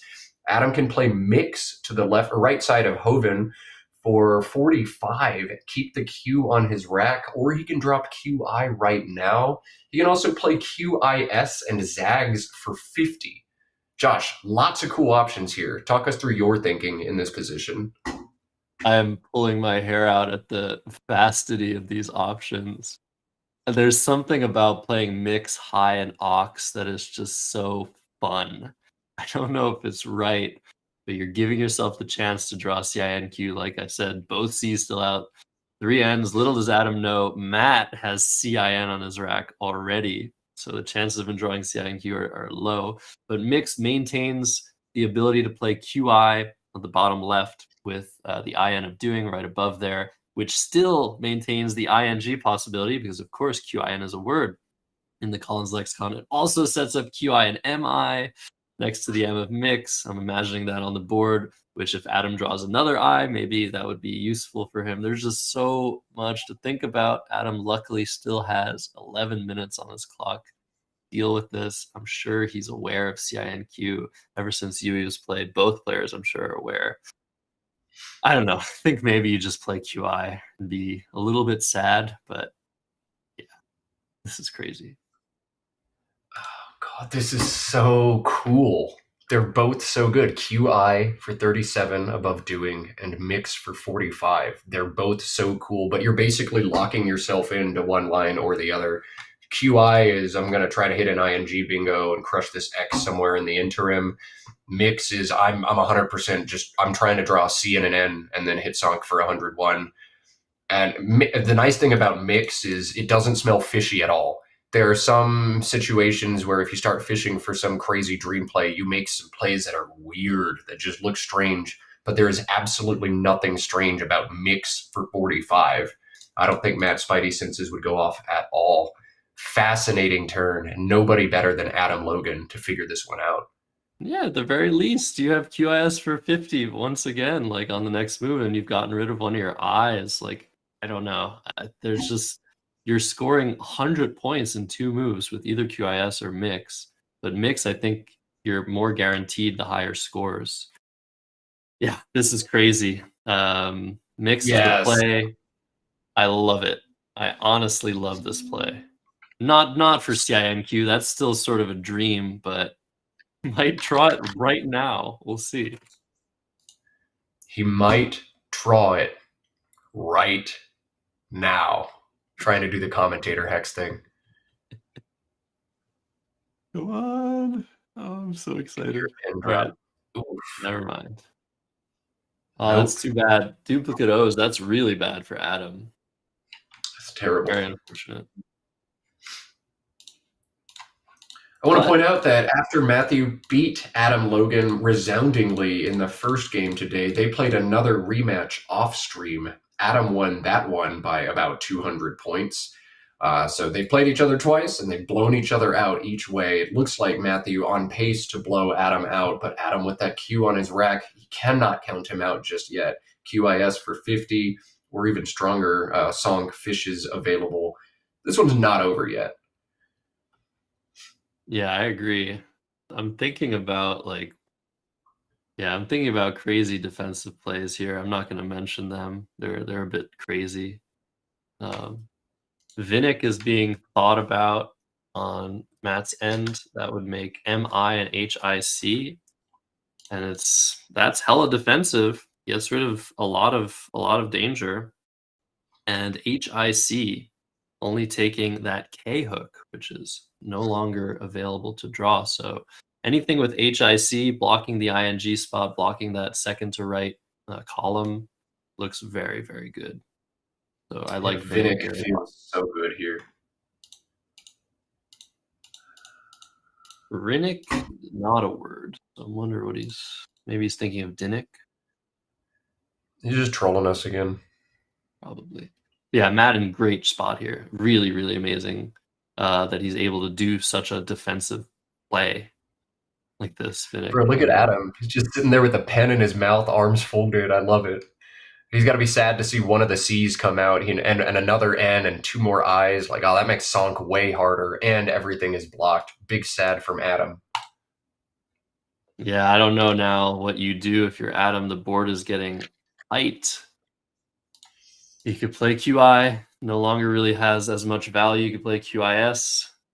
Just narrow the lead to around 60 points. But he's going to need so much help now. Yeah, this is the problem with the play like Mix. Sometimes you just give Matthew too much access to the space that remains on the board. Now it's really just the E and the W of Weft that are open for business. I mean, for Matthew to make a block this effective, he has to have the C to make Hick. Nothing else in that spot would be anything he can actually do. And he needs to have the V to protect the top from stacks. He just happened to have exactly both of the great blocking tiles he needed. Yeah, it is a drawback of Mix, but it happens so seldom. It just happened in this iteration. We're watching Adam just get destroyed by the tile bag over and over on the stream today. I think at this point, if you're Adam, I sell out 100% for Sonk. I play BOOH to the H in Pharma and just say, whatever. I don't know what else to do. You can't play the I in this instance because there's only 0 left now. Wow. The I is essential to hit Sonk, but I don't know. I mean, you can't bingo twice and win this game, not on this board. Like, that's the only shot you've got. Yeah, I mean, the problem is if he doesn't score enough, the biggest threat for Matthew might be CINQ, and he might just decide to interrupt that possibility. Just looking horrendous here for Adam. He's gonna look for something. I'd play BOOH if I'm Adam, and then I would stare directly at the W at the top of the board for a long time with a pen in my mouth, just to make my opponent think I've got something there. But he's going to play QI, and this BEOOS leave can still bingo. So this makes sense. This is a lot more standard, and you're not just desperately trying to draw CN for the rest of the game. Yeah, I agree. And this is the sort of rack Adam kind of needs Matt Tunnicliffe to have. This is a very funny draw for Adam here. Just 1 point tiles, no way to really score. Adam's still down by 70 points, so he needs a lot of help. Also needs Tunnicliffe to be struggling a little bit, but I don't think it's good enough. I mean, we'll see. Adam is amazingly strong tactically. He'll find these really, really creative ways to come back from pretty much dead game situations. So I wouldn't count him out yet, but it's looking pretty bad. I think at this point, Matt's going to start looking at the unseen pool, and you're a little bit worried about bingos from the W, or more particularly through the E and Weft, but you can survive those at this score with a nice flexible leave. I would take away Sonk. That's got to be priority one. LOUPE does that very well through the UP. Some other plays do it as well. TOE, OUP, and EEL does it, but that seeds a bingo line back for Adam. I think LOUPE is a very strong play here for Matthew. Well, you don't need to block Sank anymore. I know it's still living rent free in our heads, but the Q is gone. Duh. Yeah, I assumed you played Boo. Okay, you don't need to do anything now. Ignore me. I need more coffee again. What a great find. Retold. Just scoring as much as possible, 20 points. Doesn't block the W, though. I like this play still for Matt. He's going up by so much, and he's leaving not that many tiles in the bag. But yeah, I wonder why he didn't choose to block the W. Well, if you look at the unseen pool, at that time it was 14 consonants and only 7 vowels. So bingoing through the vowel is far, far more likely than from the W. Now, the W is going to hit way harder, but it's just not super likely. Yeah, fair enough. But yeah, a great way to score points and stay ahead by as much as possible as Bob comes down. This is sort of Adam throwing in the towel. Yeah, there's really not much more space for him to work with now. And I think with this draw of austere for Matt, things are looking very, very good for him. for a finals next round. So I think we're probably going to stick with this game unless something crazy So- happens. Yeah, so assuming Matthew holds on and win, that means Matthew and Adam played 4 consecutive games today. Matthew needed to go 3-1 in those to win the tournament. He's off to the 2-1 start he needed. Can you beat Adam Logan, your Scrabble daddy, 3 times in the same day to win the tournament? And all 3 of them probably on stream? Tall task, but Matthew might be up for it. I'm wondering here for Adam if he's looking through that W of keyword, try and find some crazy like down word or something that fits with overlaps. In these positions, you're just looking for the most ridiculous possibilities. You know your opponent's going to try and block.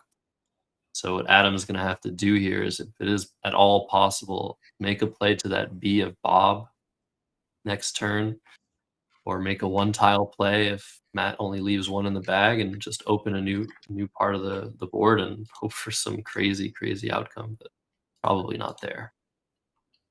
From Matthew's perspective, there are 2 bingos that could possibly play from the W. Each of them is 89, which at this score would be huge. There are other bingos playing through the W for 65 or 64, a newscast, nowcasts, and downcast. But you got to be worried about the bingos from the W. Those are Wantond, W-A-N-T-O-N-E-D, and Wadsets, W-A-D-S-E-T-T-S. Those are the things that can hurt you very bad. And even those bingos are probably still going to get outrun as long as you don't do something completely stupid here. Yeah, Matt's looking at reset, which from his perspective, if he's able to play this and empty the bag, oh, he wouldn't even empty the bag, would he? No, reset leaves one in the bag. This is just a killer move. If you're sure this is a valid play, you play it with RE, toes, ITA, and LOT. That just outruns everything and blocks everything. So this looks like probably his best play. Reset or reast, R-E-A-S-T, both do the same thing. Wow, there are 13 words in A-E-R-S-T in Collins. That's insane. But this is a great play for Matthew Tunnicliffe. And Matt studies these. These are the bane of his existence, but he's studied every single word in reset an insane amount of times just to make sure that he knows this is one of the valid words here. So that'll be it. 392 to 305. 1 tile in the bag. Adam can try something, whatever it is. It's sure not to work. But we're gonna have a final game next round, round 15 of the Canadian Scrabble Classic, between these 2 gentlemen, Matthew Tunnicliffe, Adam Logan. By far the most decorated players in the room. Matthew Tunnicliffe with his 2015 North American Scrabble Championship victory. Adam Logan with his World Championship under his belt. All of the Canadian championships you could ever imagine. As he plays Disa, his highest score for 32. Yeah, Matt has his final rack of putty with the N. Like we said, because Matt has a tie, really doesn't matter how much he wins this game by. He's ahead on spread. If he ties the next game, he will also win the tournament. So he's just going to play something here.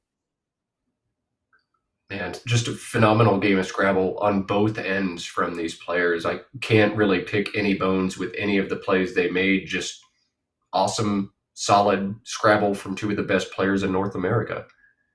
And the world. And the world.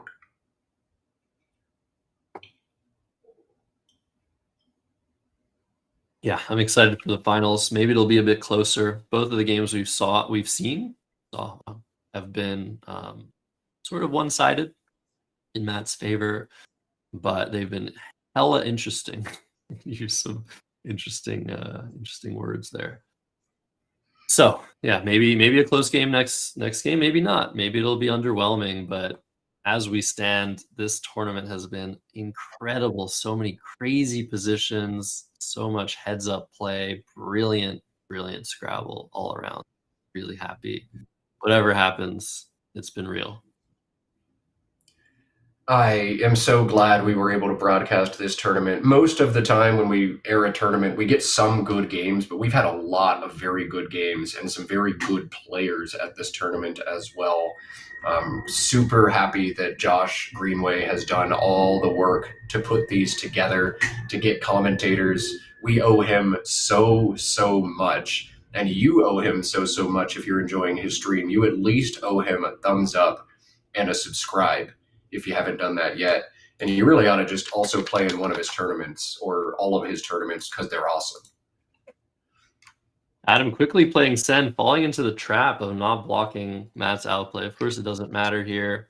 Once Matt plays Fence from the FE of Farad, final score will be 424 to 365. I dreamt that we'd get to 200 before the finals, and it actually happened. So thanks to every single one of you who has turned in. Just saw we were at 203 viewers. That is awesome, and we have one final game coming up after this one. I know you're not going to turn off the stream now, even if it's midnight in Thailand. You can't possibly walk away from Matthew Tunnicliffe and Adam Logan for the championship. That's going to be freaking awesome. Absolutely. Okay, so Matt not finding his outplay. A little bit of a, messed up endgame. Like we said, it does not matter at all, and endgames are hard. Really, 430, 379. Matt wins. He has the draw odds for next round. Yeah. And if these guys are ready to go again, which they probably aren't, they probably need some time to recuperate and reset. I'm ready to watch this, Matt. This has been amazing. This has been awesome. We'll cut to overhead mic and see if we get anything here. Firework is good too, right? That's a pair. I don't think that halfway through putting it down.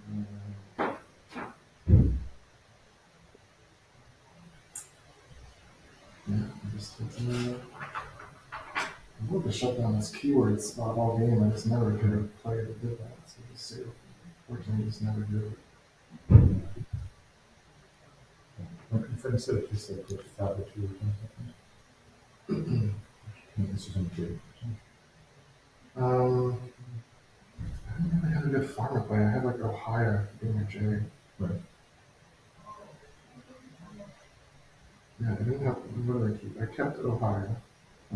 No, I had it in HEI or something. They don't have one hit.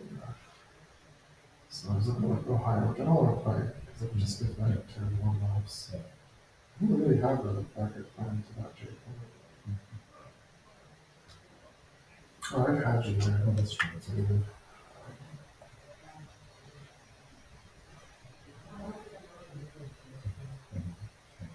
How I do it, how to get to be with the things. There's some like silly situations where I hold up to that for a while, just in case. But I think it's overkill. There's no reason for me to. This is just so good. See what happens anyway. It's pretty tough.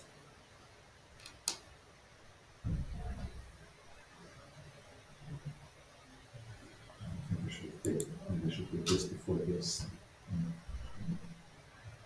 Really get box. Maybe you need to like go for some CQ plays. Well, no, you Yeah, it's not. Maybe I'm not supposed to do this just because this Hail Mary saved one. I don't know why I do instead. Mhm. I'm just like, that's so unlikely to be a factor. Yeah. Eventually I'm going to have to want it Mhm. if it comes down to it.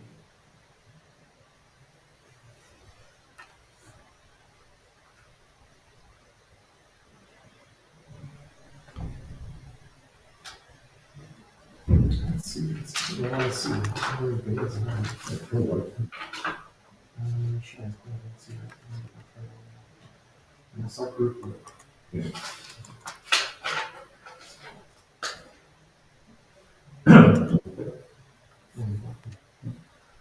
All right, so Matthew Tunnicliffe, Adam Logan, the high-level postmortem, talking about the game.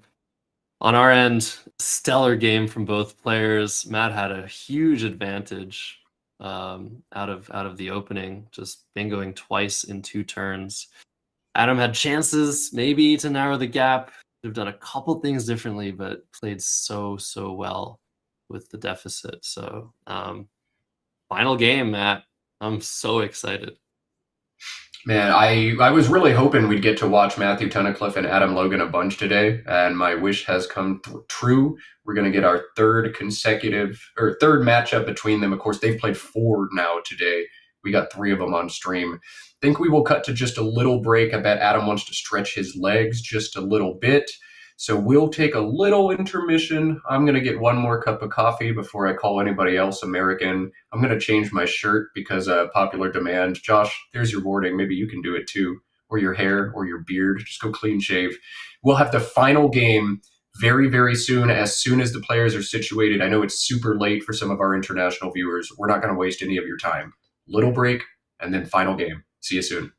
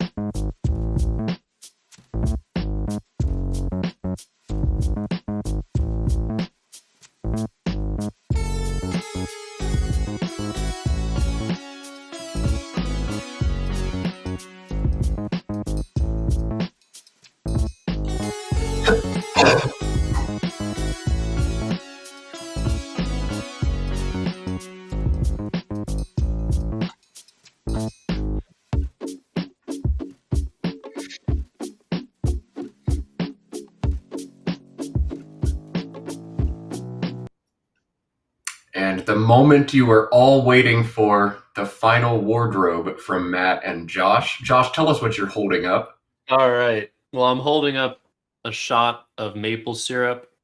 I've got my Team Canada shirt from the North American World Championship in 2023. I've taken the cue. We're here. We're We representing. did not even coordinate on the Canada gear. I just went and grabbed this shirt out of my closet. I've had it for 6 years, but it was a youth extra large that I got as a gift. And hey, when you lose 110 pounds, you can wear a youth XL. So Josh slamming the maple syrup, repping his Team Canada shirt, Matt wearing his Canadian flag and his red sunglasses. We are drenched in Canadian pride. Of course, the best country in America. That one was on purpose. Let's show you some NWL standings. That division has not been sewn up. Ryan Chapita 11-3, Chris Sykes 10-4, but with mammoth spread, one of those two is going to win this tournament. They will be playing for the championship. Chris Sykes was oh so close to winning this last year, but fell short to the great Joey Malik of Maine. Joey is not here to play spoiler. Can Chris win the title? Or will Ryan Chapita win his second major tournament in just 5 months? We'll keep you updated on results if we get the outcome of that one during the CSW finals. We will, of course, announce it out to everybody. Let's talk about those CSW finals. We'll show the results there one more time, but as we have already teased, Matthew Tunnicliffe versus Adam Logan will be the final matchup here for the championship. A Tunnicliffe win clinches a tournament for him and might bump Adam down to third. A Logan win and he'll win outright. Tunnicliffe will finish second. Hearing from our production team on the ground that Adam got up and stretched his legs once again. One is entitled to do this, of course, when they have the entire tournament to play for.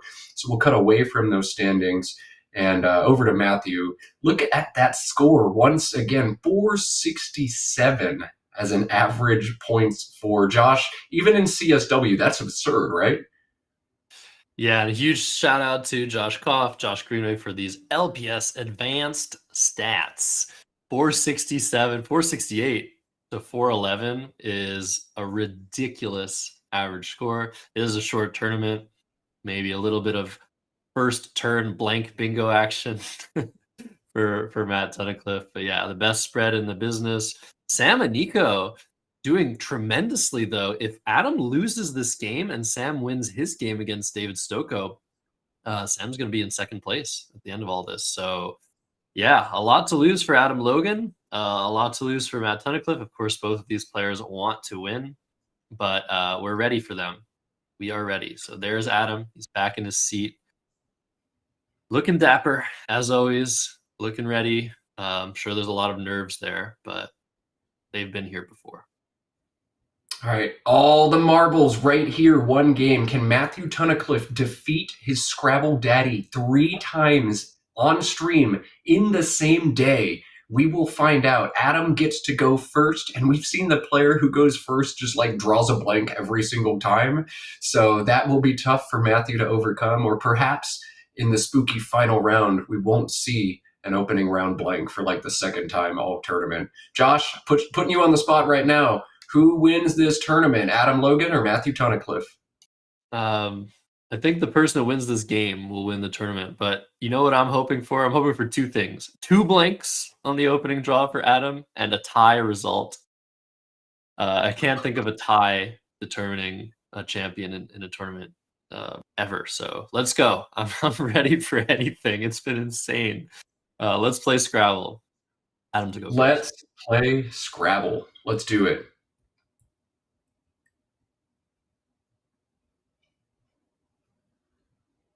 Oh man, I love that there's always a Crescent City Cup bag too, or because that just means I get to talk about the Crescent City Cup even more. The Crescent City Cup happens in January every year. It is, if not the best Scrabble tournament of the year, at least top 3. in New Orleans. It's just a phenomenal time. Everybody has a good time in New Orleans, even if it snows and you get trapped for 4 extra days, like happened to us this year. But that's enough of that. Let's focus on the game. ADFRSS and a U. Wow, he had almost exactly this rack last game. He just had 2 A's instead of 2 F's. Are we going to see fraud or frauds? Would you put that S on the end of this word, Josh? I don't think I would. It's certainly tempting though. I think yeah, just fraud keeping both S's. I don't know. 2 S's aren't so great, but no real need to take away that hook so early, I think. He's thinking of forward. Does that take an S? I don't think that doesn't take an S. So he's thinking of playing a little bit more defensively, not putting that U above and below those double letter scores, but also not creating a hook for himself. This is a fascinating opening move by Adam. Oh, that's tough. Yeah, I mean, FAURD is the more defensive option, but it doesn't set up the S. But if you do play fraud instead of forward, you're giving information. Like, you wouldn't make that choice unless you have at least one S on your rack. Psychology on turn one. This is what we signed up for. Yeah, I'm very curious. Okay, he chooses fraud here. And this is actually going to be super helpful for Matt Tunnicliffe.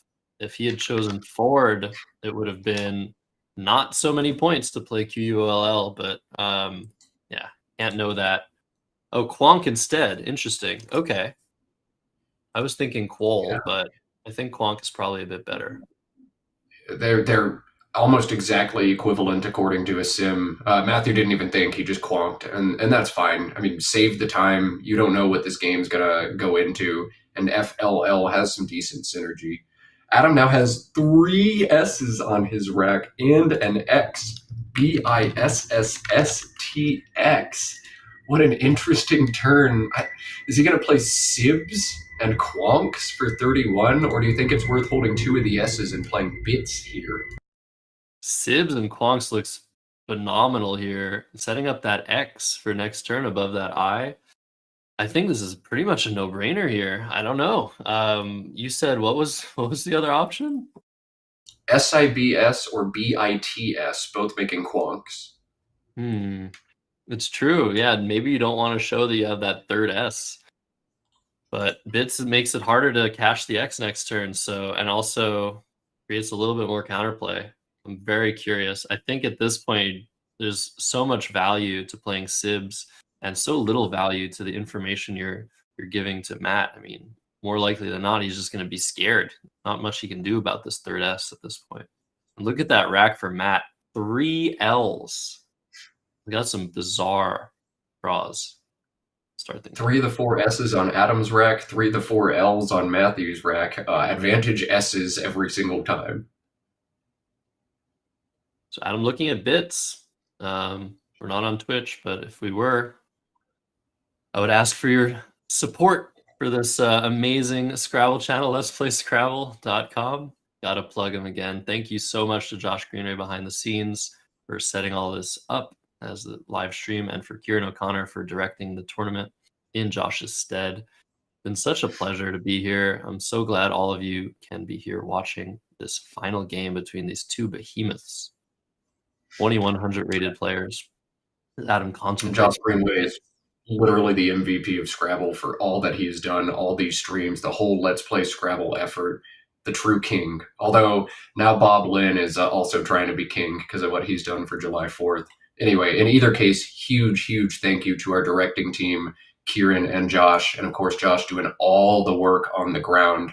We get to talk, we get the FaceTime, but Josh does all of the work behind the scenes. Anytime Josh Greenway's at a tournament, buy him a beer.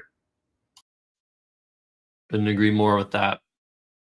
So yeah, Adam taking a long time here though. It's interesting. I would not have expected him to take this long on this turn. It is really just between those two plays, Sibs and Bits. And he might need that time later.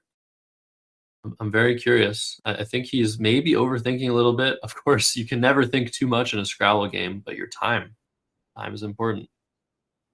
I really don't know. I think Bits taking the Y back hook for Bitsy is perhaps what's giving him some pause here. I feel like Bits is a stronger play outside of that, but how scared are you of the Y? How important is it to give Matt the information that you've got a third S with a play like Sibs? It's a weird turn. All right, this is the choice. Keeping that S for later, not giving away any information, setting up a huge Y hook.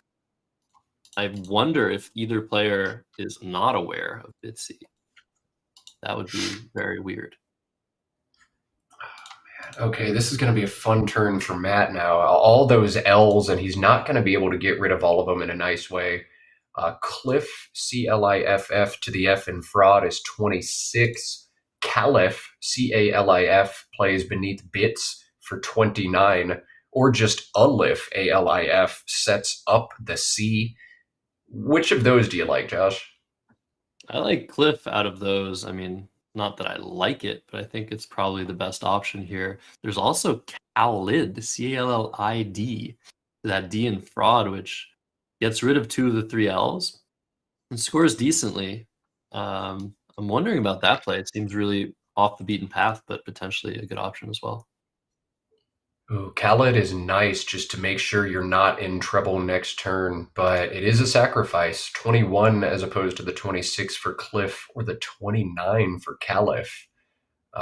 Very tough turn. Very tough turn, but I think he's gotten it right. Cliff is crushing a sim about 2 points ahead of Caliph and well ahead of Khaled about 5 points. So Matt giving us the precise Scrabble we've come to expect. But Adam has had a fantastic draw into SSX. He's picked up EIO blank. He threatens a 99-point bingo this turn.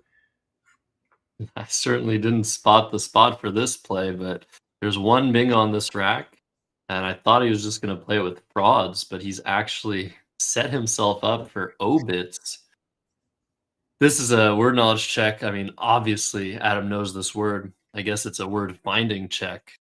Is he going to spot his 99 pointer and give himself a huge, absolutely huge 100-point lead early in this final game, the Canadian Scrabble Classic, Belleville, Ontario? Have to wait If and he does see. not spot the 99-point Zerosis and Obits, I wonder if he's going to bingo at all. The next best option scores 78. Either Oxalises, Oxalises, or Isolexes, both through the L in Cliff. Both of those are 78. Both expose a triple and blow the board open.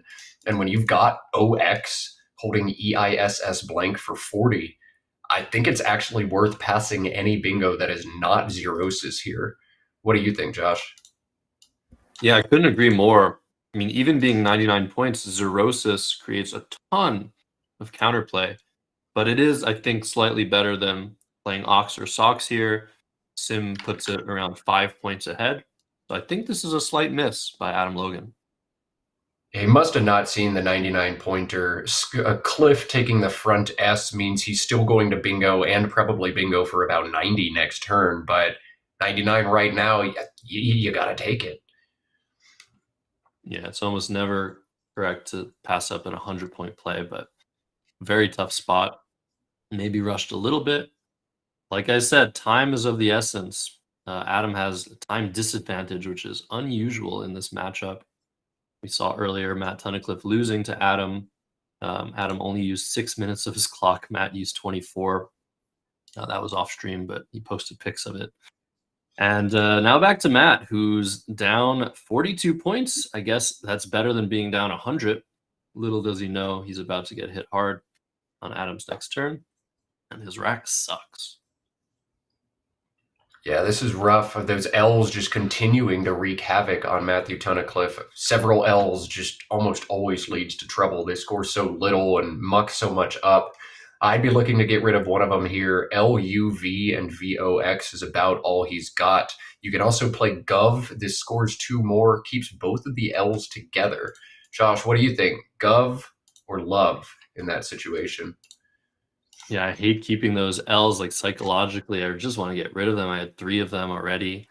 There are some draws here from that L of Cliff. I think like Lalands and stuff like that. So the L's can actually still help. Matt's case here. So, and I hate the G.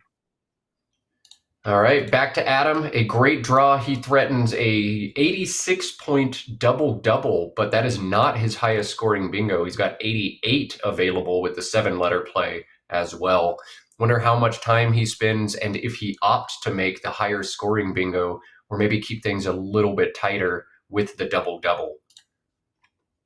Indeed, and no matter what he does between the 88-pointer and the double-double, there's a problem.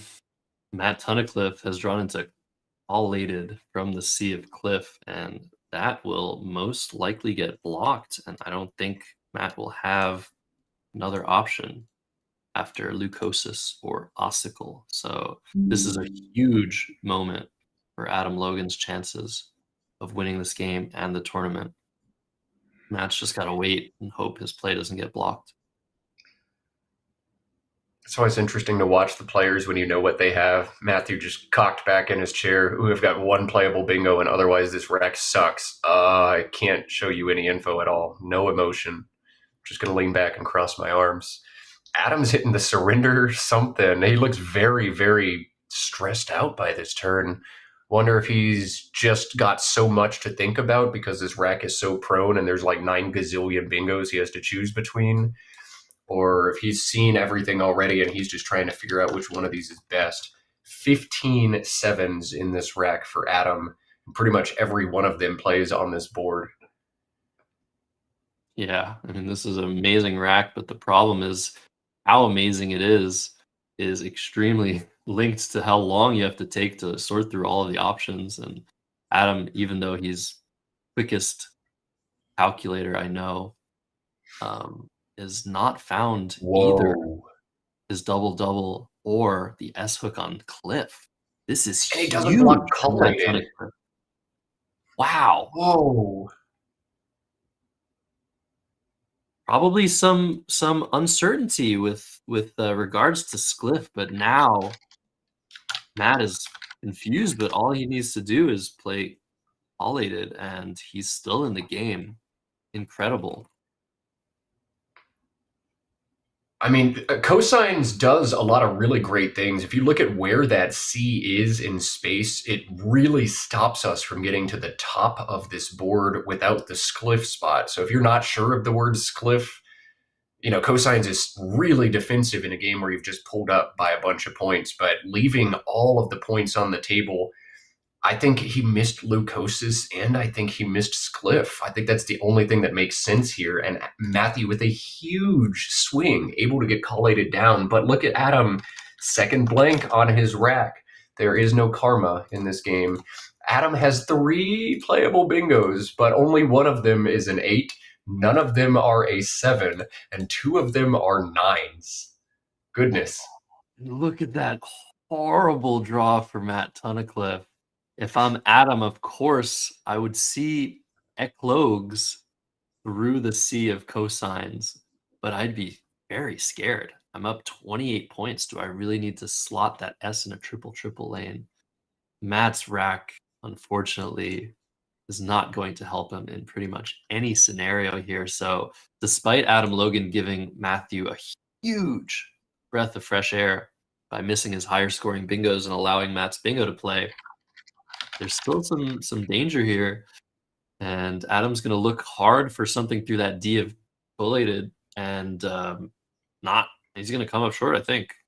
His 9-letter words are even more ridiculous and even more dangerous. But if you guys can spot, okay, two of them have been spotted, both of them, non-league, non-legume, were playable through that N of Quonk and the blank N of cosines. Finding that would be Nigel level, but with eclogues available, that's the best play. And Adam plays it. And now Matt is in huge trouble. Non-legume has a Collins-only anagram. I'll stop there. Somebody's going to cheat and solve this because none of you actually know this. But non-legume, a playable bingo with an anagram, you're welcome. But eclogues the play from Adam there for sure. DHNRRTU on Tunnicliffe's rack. I don't think he's got anything that hits that S and the triple word that makes sense. The Thunder through the E and E Clogs, just 22. Druther, Druther, another option in that spot. Or do you think he needs to try to open up a different quadrant to this board instead, Josh?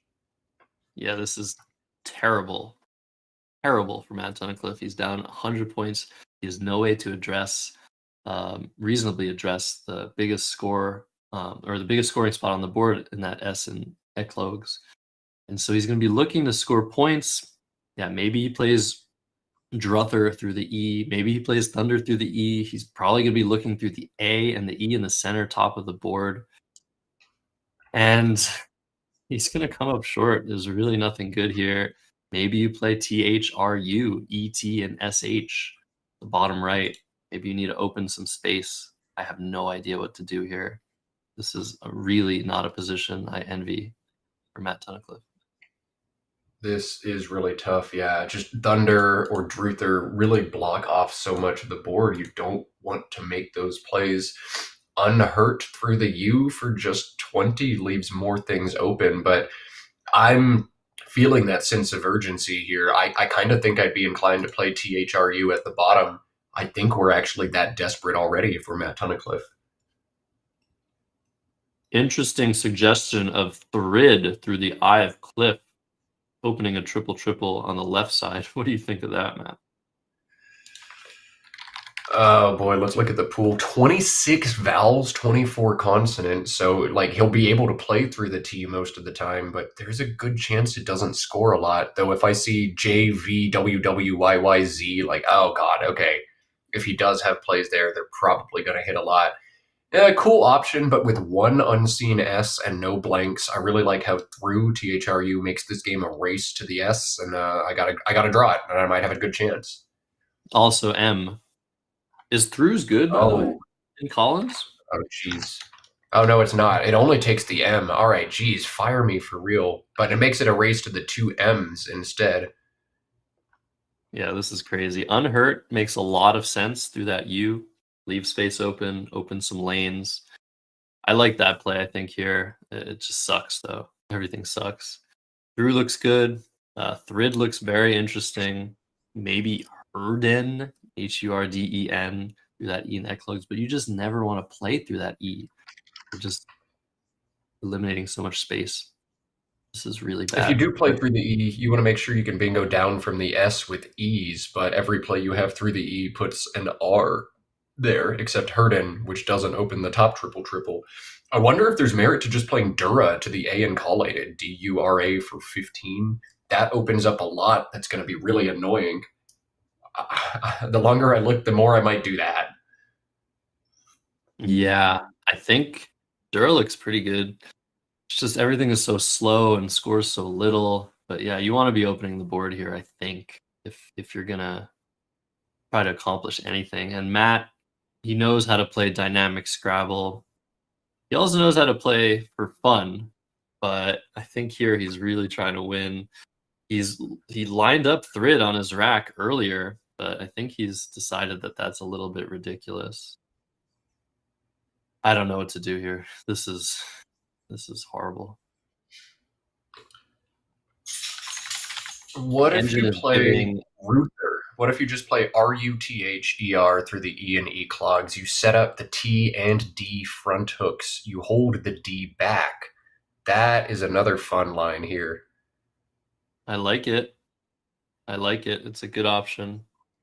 Thunder, not the preferred play by the engine, but among just a slew of really, really bad plays in this position, Matt has been being given less than a 7% chance to win this game. I mean, that sounds about right. I think Adam's just going to play Awito here and be pretty happy with his position. One thing I like about Thunder that we didn't notice yet, it takes the back Y, and there's two Ys still out. So you can make a number of plays, Thundery and AYE, or Thundery and, BAYS or something, and open up a lot of opportunity in the future. Sorry, dog scratching. So that's something that's nice. This has to be immediate Aweto, I feel like, from Adam, but he's looking at Arrow alongside it as well. Is that a play you would make, or is that too paranoid, Josh? certainly seems too paranoid to me, but it's a very interesting idea. It makes a lot of sense thematically. You want to keep a scoring tile. You don't want to open the board. The W is just so ugly. It's not going to be able to deal with a lot of situations that Matt's going to put you in, where he tries to open the board. So I think playing Aweto makes the most sense. There's so many eyes left, so many other vowels too. So this is interesting though. Arrow, it's not a play I would make.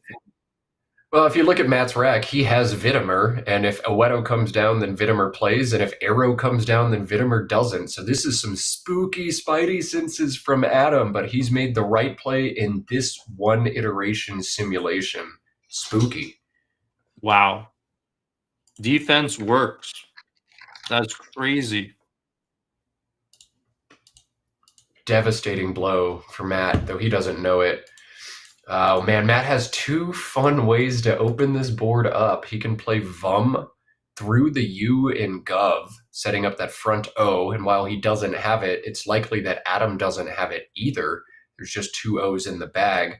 Or he can play Aviate between the disconnected AE at the top of the board and open up the top. Josh, do you like either of those lines of approach? I certainly like Vum on paper. But you know what I say? Opponent always has an O. Fortunately, Adam doesn't have an O, so that doesn't work here. Vum is a really, really good idea. You're down 100 points. You need to make something happen. Aviate, the problem is the lanes you're creating there are just not easy to hit and not very strong, but you are scoring well. I don't know. I'd probably wait and try to open that area of the board, the top left, a little bit later. I think Vum makes a lot of sense, and it's going to give Adam a headache if that does come down. What a tough turn. I don't know. Aviate is 27, and Vum, if Adam has the O, it's just game over instantly. I kind of like playing extra tiles. I think the Ys are going to become super important to get Dundery and open up, potentially fork the board and open up two separate lines. I think you play Aviate, you make Adam play on top, and then you try to draw a Y. But this is a tough position either way. Yeah. And if Vum does come down, would not block the play that Adam Logan is looking at. Dewey making JAETWE and ID on top of collated. Am I pronouncing that word right? Collated? I don't know. I've heard collated most of the time. I think I said collated first and I changed it. Anyways, we're just Scrabble commentators here. We're not English majors. So give me a little break, hopefully. Yeah, this is a tough position for Matt. He's found he hasn't found Aviate. Tava. He's played Tava. Similar idea, better lane. Not something that was being thought of between the two of us, but I like it. It was, to be fair, the next play I was going to call out if that turn went on any further, but I would have scored just a little bit more. I would have turned over one more tile. I really, really want a Y right now. Not that W. Oh, that's rough. All right, Tava makes Adam's turn pretty interesting. EEIJRGW. Dewey was just blocked. He can play Jug right now through the U in Gov, making Gob for 33 points. But EEIRW, when there are 19 vowels lurking, including 5 I's and 5 A's and 5 E's, I don't know. I don't want to do that if I can avoid it. But I don't see other great options here. You think you have to hold your nose and play Jug, Josh? I'd be worried about Jug just for the reason that if Matt plays something like Axite through that XI after Jug making Juga, it'll set up another A. I know I'm looking at the pool and there's no L's for Axil or Axial or Axile, as Matt and Adam used all those L's very early, but I'd still be worried down the line. It's like a similar situation to the previous game where CINQ was a threat. But I still think probably playing Jug is the most sensible approach. You're only drawing 2 tiles. What's the worst you can draw? I, IE. Yeah, those are pretty bad. You'll still have 2 consonants to work with. But yeah, maybe try and deal with that TA those were just opened by Tunnicliffe. Just don't really see a great way of doing that. One thing I've been blind to until chat just pointed it out is cosines has a back hook. Oh! Wow. So That's this board is another actually reason more that open than we thought. There's another reason that makes that play so bad by Adam Logan. Oh my goodness. Yeah, there's still a lot of potential on this board. That's definitely extremely important that there's just this S hook that's sitting there. Makes the play of through a lot worse than I thought. So thanks Yeah, for yeah, pointing that man. out. Yeah, that's crazy. I take no credit. That all goes to Lewis. Thank you, Lewis, for chiming in. We appreciate you tuning in all the way from overseas. So yeah, Adam's still staring at Jug. Under 11 minutes. Around half the game has been played. I don't know. I think you just play Jug and gulp a little bit. I think that's what Adam's going to do, unless he decides not to breathe, which would be a bad idea. Yeah, not breathing during a game is probably going to cause you to pass out at the table. You have to make 50 full minutes, or maybe closer to 40 if players don't use their whole clock. I wouldn't do it. I would try to breathe. Oh my god, it was so close. I was like, is Adam going to draw MN and then have the exact same rack as Matt Tunnicliffe? That would have been the most incredible thing ever. These racks are so similar anyway. Wow.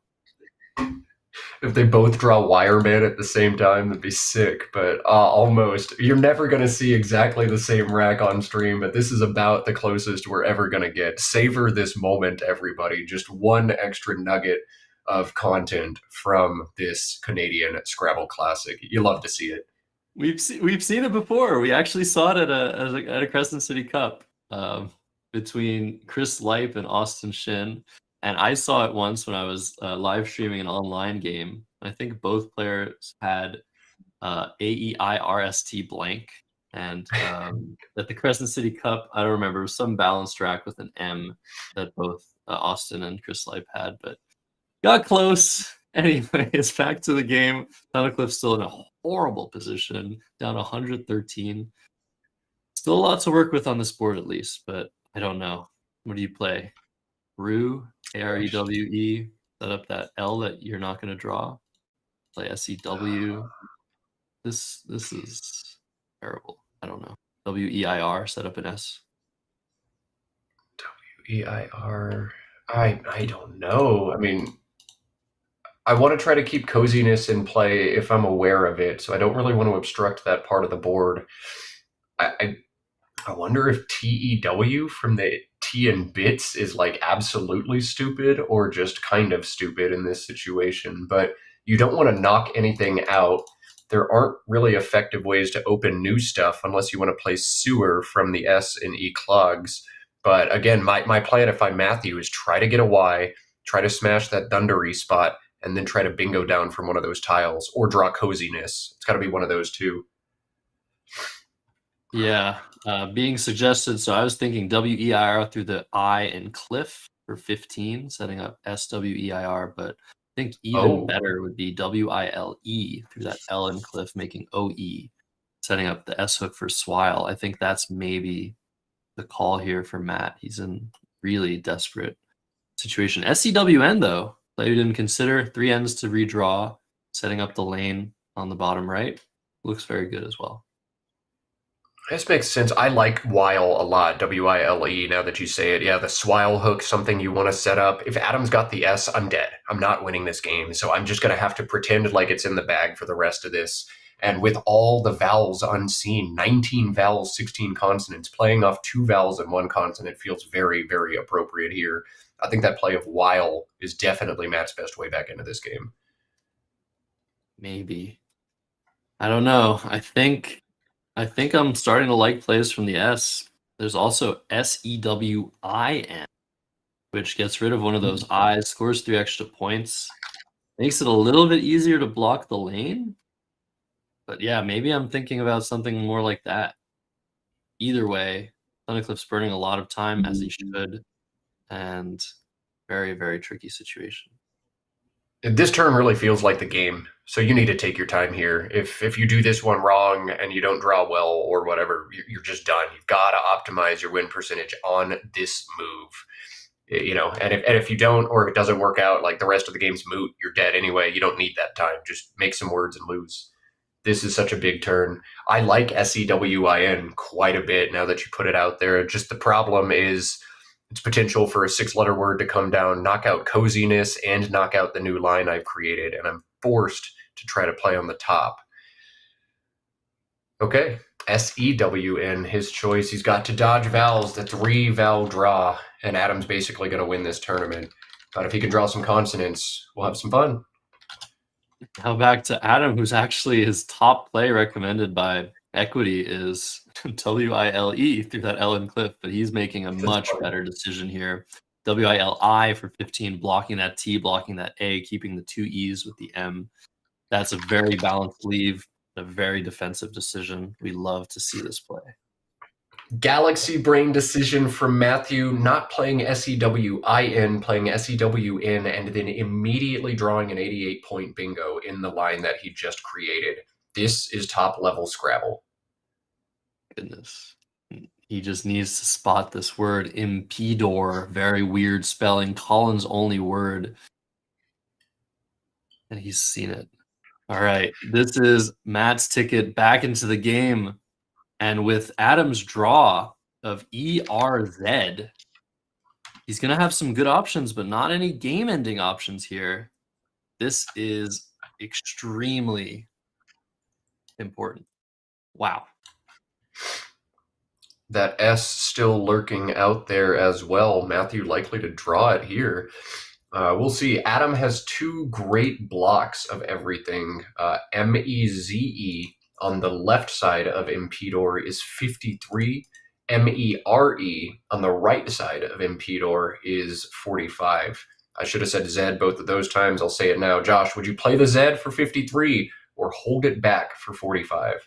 I am playing MERE in a heartbeat. That is the perfect play to maintain my lead, block everything that was just opened, and keep that Z for just guaranteed 50 points next turn with Zin.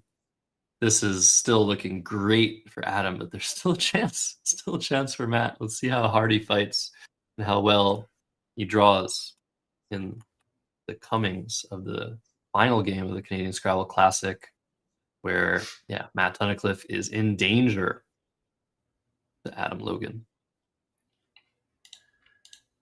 It's not done yet, but with that Z in hand, he's drawn A's as well. DZO and ZA is like 50. ZA and ZIN is almost 50. Man, great draw for Adam there after a couple bad draws from him. But Matthew is not done. The S is still lurking.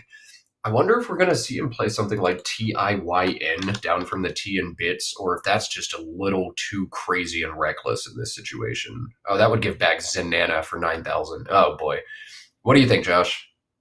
There are many plays that Matt might want to make here that would end the game on the spot after Adam Logan's response. I don't know. The board is not great. There's still some marginal spots available to bingo. Maybe draw a 9-letter word to the RE bottom right or the OR. But maybe you just drop NY for 27 next to cosines and just pray for bingo next turn. But yeah, that can't be good if that's your best play. I don't know. NY makes sense. It doesn't open much, but it opens enough. NY has 3 back hooks in CSW, the E, the M, and the S. So it's possible you'll be able to come down along the side. You need to score some points, too. If you score nothing, you're just going to get outrun. If you look at the unseen pool, B, H, P, Y, Z, Adam's going to have at least 1 or 2 of those and score some points with them. So I don't know. NY is probably the right line here. Yeah, you really have to hope Adam has drawn all of those vowels and none of those scoring tiles. I think you play NY. If you draw a second A, you can threaten a Juga with the play I was mentioning earlier, Axite and Juga. So there's still some life to be drilled into this board. Axite also forming a new spot at the bottom of the board. So Matt's looking ahead. He can probably see some vision of what he needs to do to come back in this final game. But won't be easy. He needs a lot of help, especially considering what Adam has lined up on his rack. I wonder if TIYN alongside cosines making et and SI and just praying to draw the S is a reasonable line here. Yeah, I mean, so many But things that's are reasonable here. That looks pretty good. Yeah, Adam can't block the G and E clogs, which you could conceivably bingo through or to or from rather. He can't block that and the S back hook at the same time very easily. So maybe that's something, but I don't know. NY does feel very standard, and just hope you draw an S and have an incredible rack. If you're Matthew, what you're trying to do here, given the state of the board, is look at the areas of the board where there are still spaces open for 7-letter words. Maybe try to set a letter of yours up, look at what letters you have, and if there are any of those letters that Adam can't have. Unfortunately, every letter that Matt has is in the pool, so there's no chance of setting up the last of a certain letter here. But he's playing Tyene.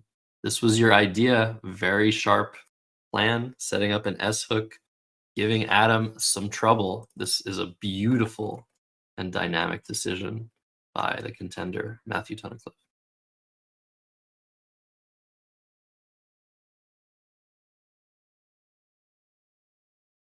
Back to Adam. Probably just going to play for 51.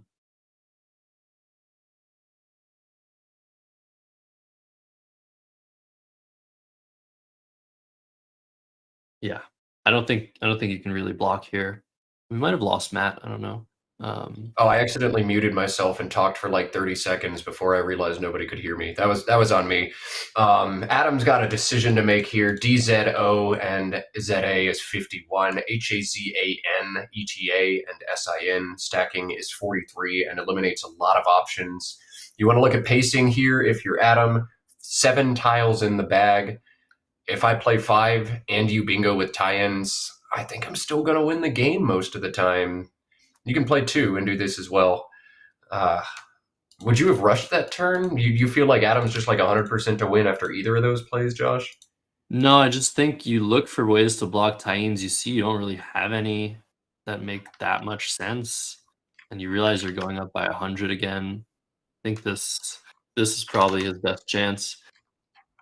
I don't know now for Tunnicliffe. He's close, but he's not there. Anableps would be really cool. You've got Yeah, to I was open about to throw something that out less as a Brother puzzle. style now. I mean, Matthew did draw the S that he needs, so he's not like 100,000% done, but he's going to have to open a different line as well and score enough points that if he draws a bingo in both lines, he can win the game. Oh man, this is going to be hard to find, but there's probably some way to do it, like playing to the left side of Cliff and opening that triple up. Yeah, and a good point. There was actually, you might be right that Adam rushed his last move. There was a near, ANEAR, making ETA, SINYE, and NA. That is a very, very definitive block of tie-ins. That was available for Adam Logan, and it's hard to imagine that wouldn't have been the right approach, because yes, there's still a chance that Tunnicliffe can hit back with an 100+ point bingo after tie-in stays open, and now he can open something new.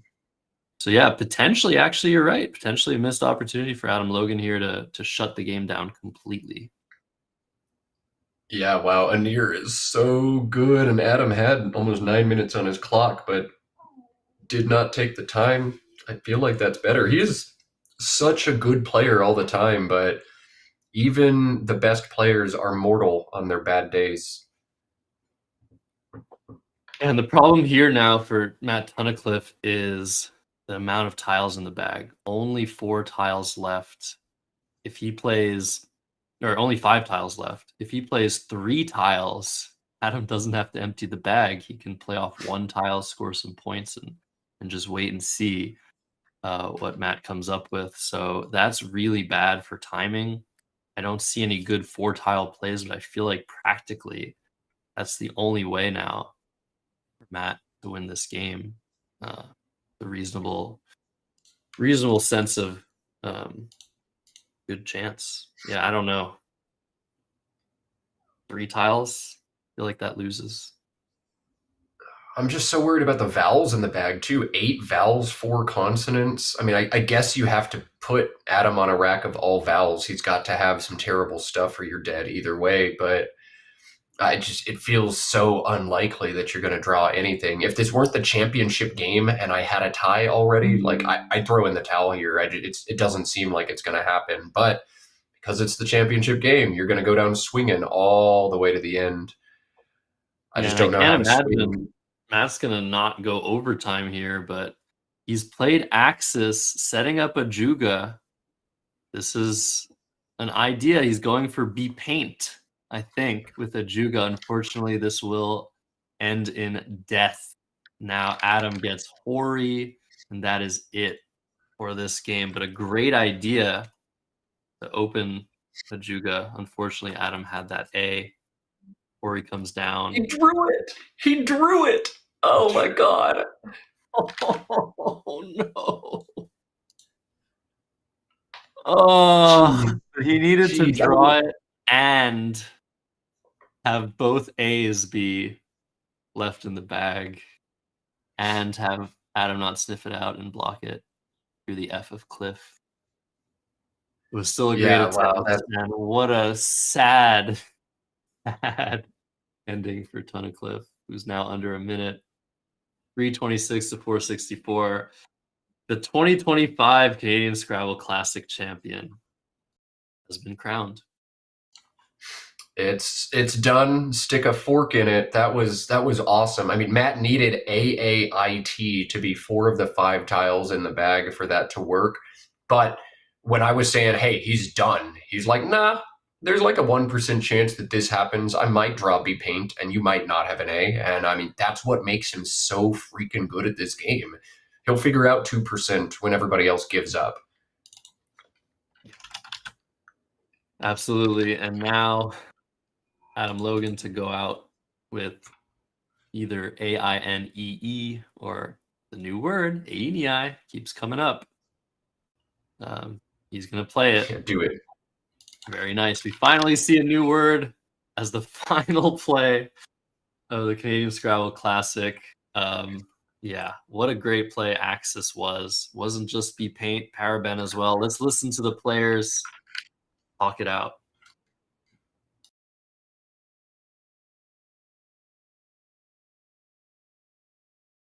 Or not. Something. Make a fly, I mean, they die if they have to. Yeah. This is also just shot. I needed to specifically draw IT to hit the pins. Yeah. Even then, there's potential blocks there. But, yeah. 2 A's in the scene. So you have to draw IT and be 2 A's in the I mean, that was better chances than whatever I was trying to do down here. Like, just do back and try to fish there, and you just walk. Or just go home. Anything, you know? Yeah, and as it happens, I'll just take back to work with all my planners, so, you know, completely safe. I think I just did. I don't need to screw up. Like you said, maybe I need to draw the paint and leave 2 A's in the back. Even then, I think. Yeah, even then, I can talk to it. Although, I wouldn't be sure they don't have touch me, so. It's all good. D-R-T-H. D-R-T-H. I knew some stupid spelling too. Yeah. Spliff.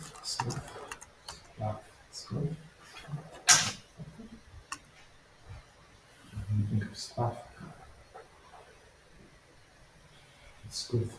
It's good, it's calm. Oh, so it's- okay, so you can go up there and There's also a sneaky S up down here. Right? forgot all about that. I was like, once I draw that S, I'm going to do all sorts of things. Touch, this is, there's nothing next to it. I think it'd be like, if you look at there, I think I can't think of it. Yeah, well, that's first step, right? Yes. Split, you know? It's like one of those words that just doesn't come up. Yeah, exactly. Should have thought of closing this one.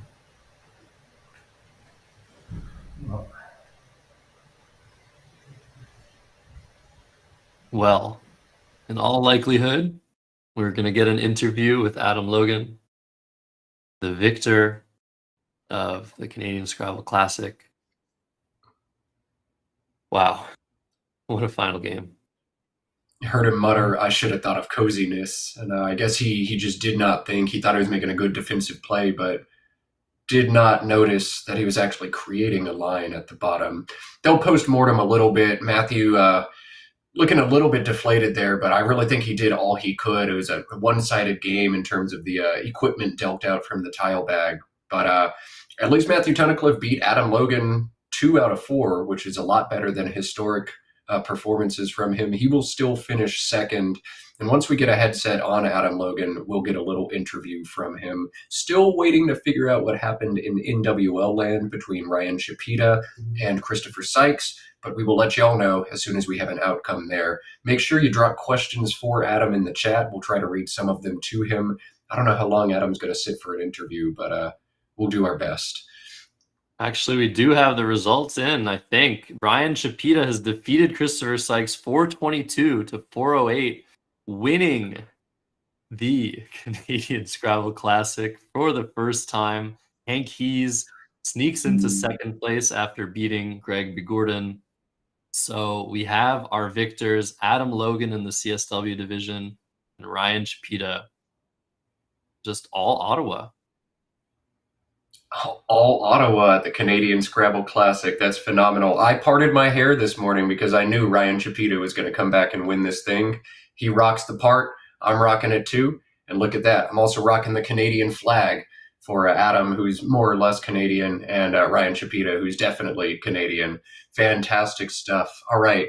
We're hearing from production team. We can interview both. So we'll actually interview Matt Tunnicliffe first, and then Adam is what it looks like. That's cool. We got commentary from both players now, and I'll look over at the chat as we cut over to the interview.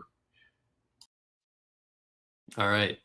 Yeah, I'm looking forward to asking some pointed questions because they haven't had enough stress in their lives this weekend without getting all these questions from chat of why didn't you play perfectly? Oh man. What's up, Matt? Commiserations. You played amazingly well.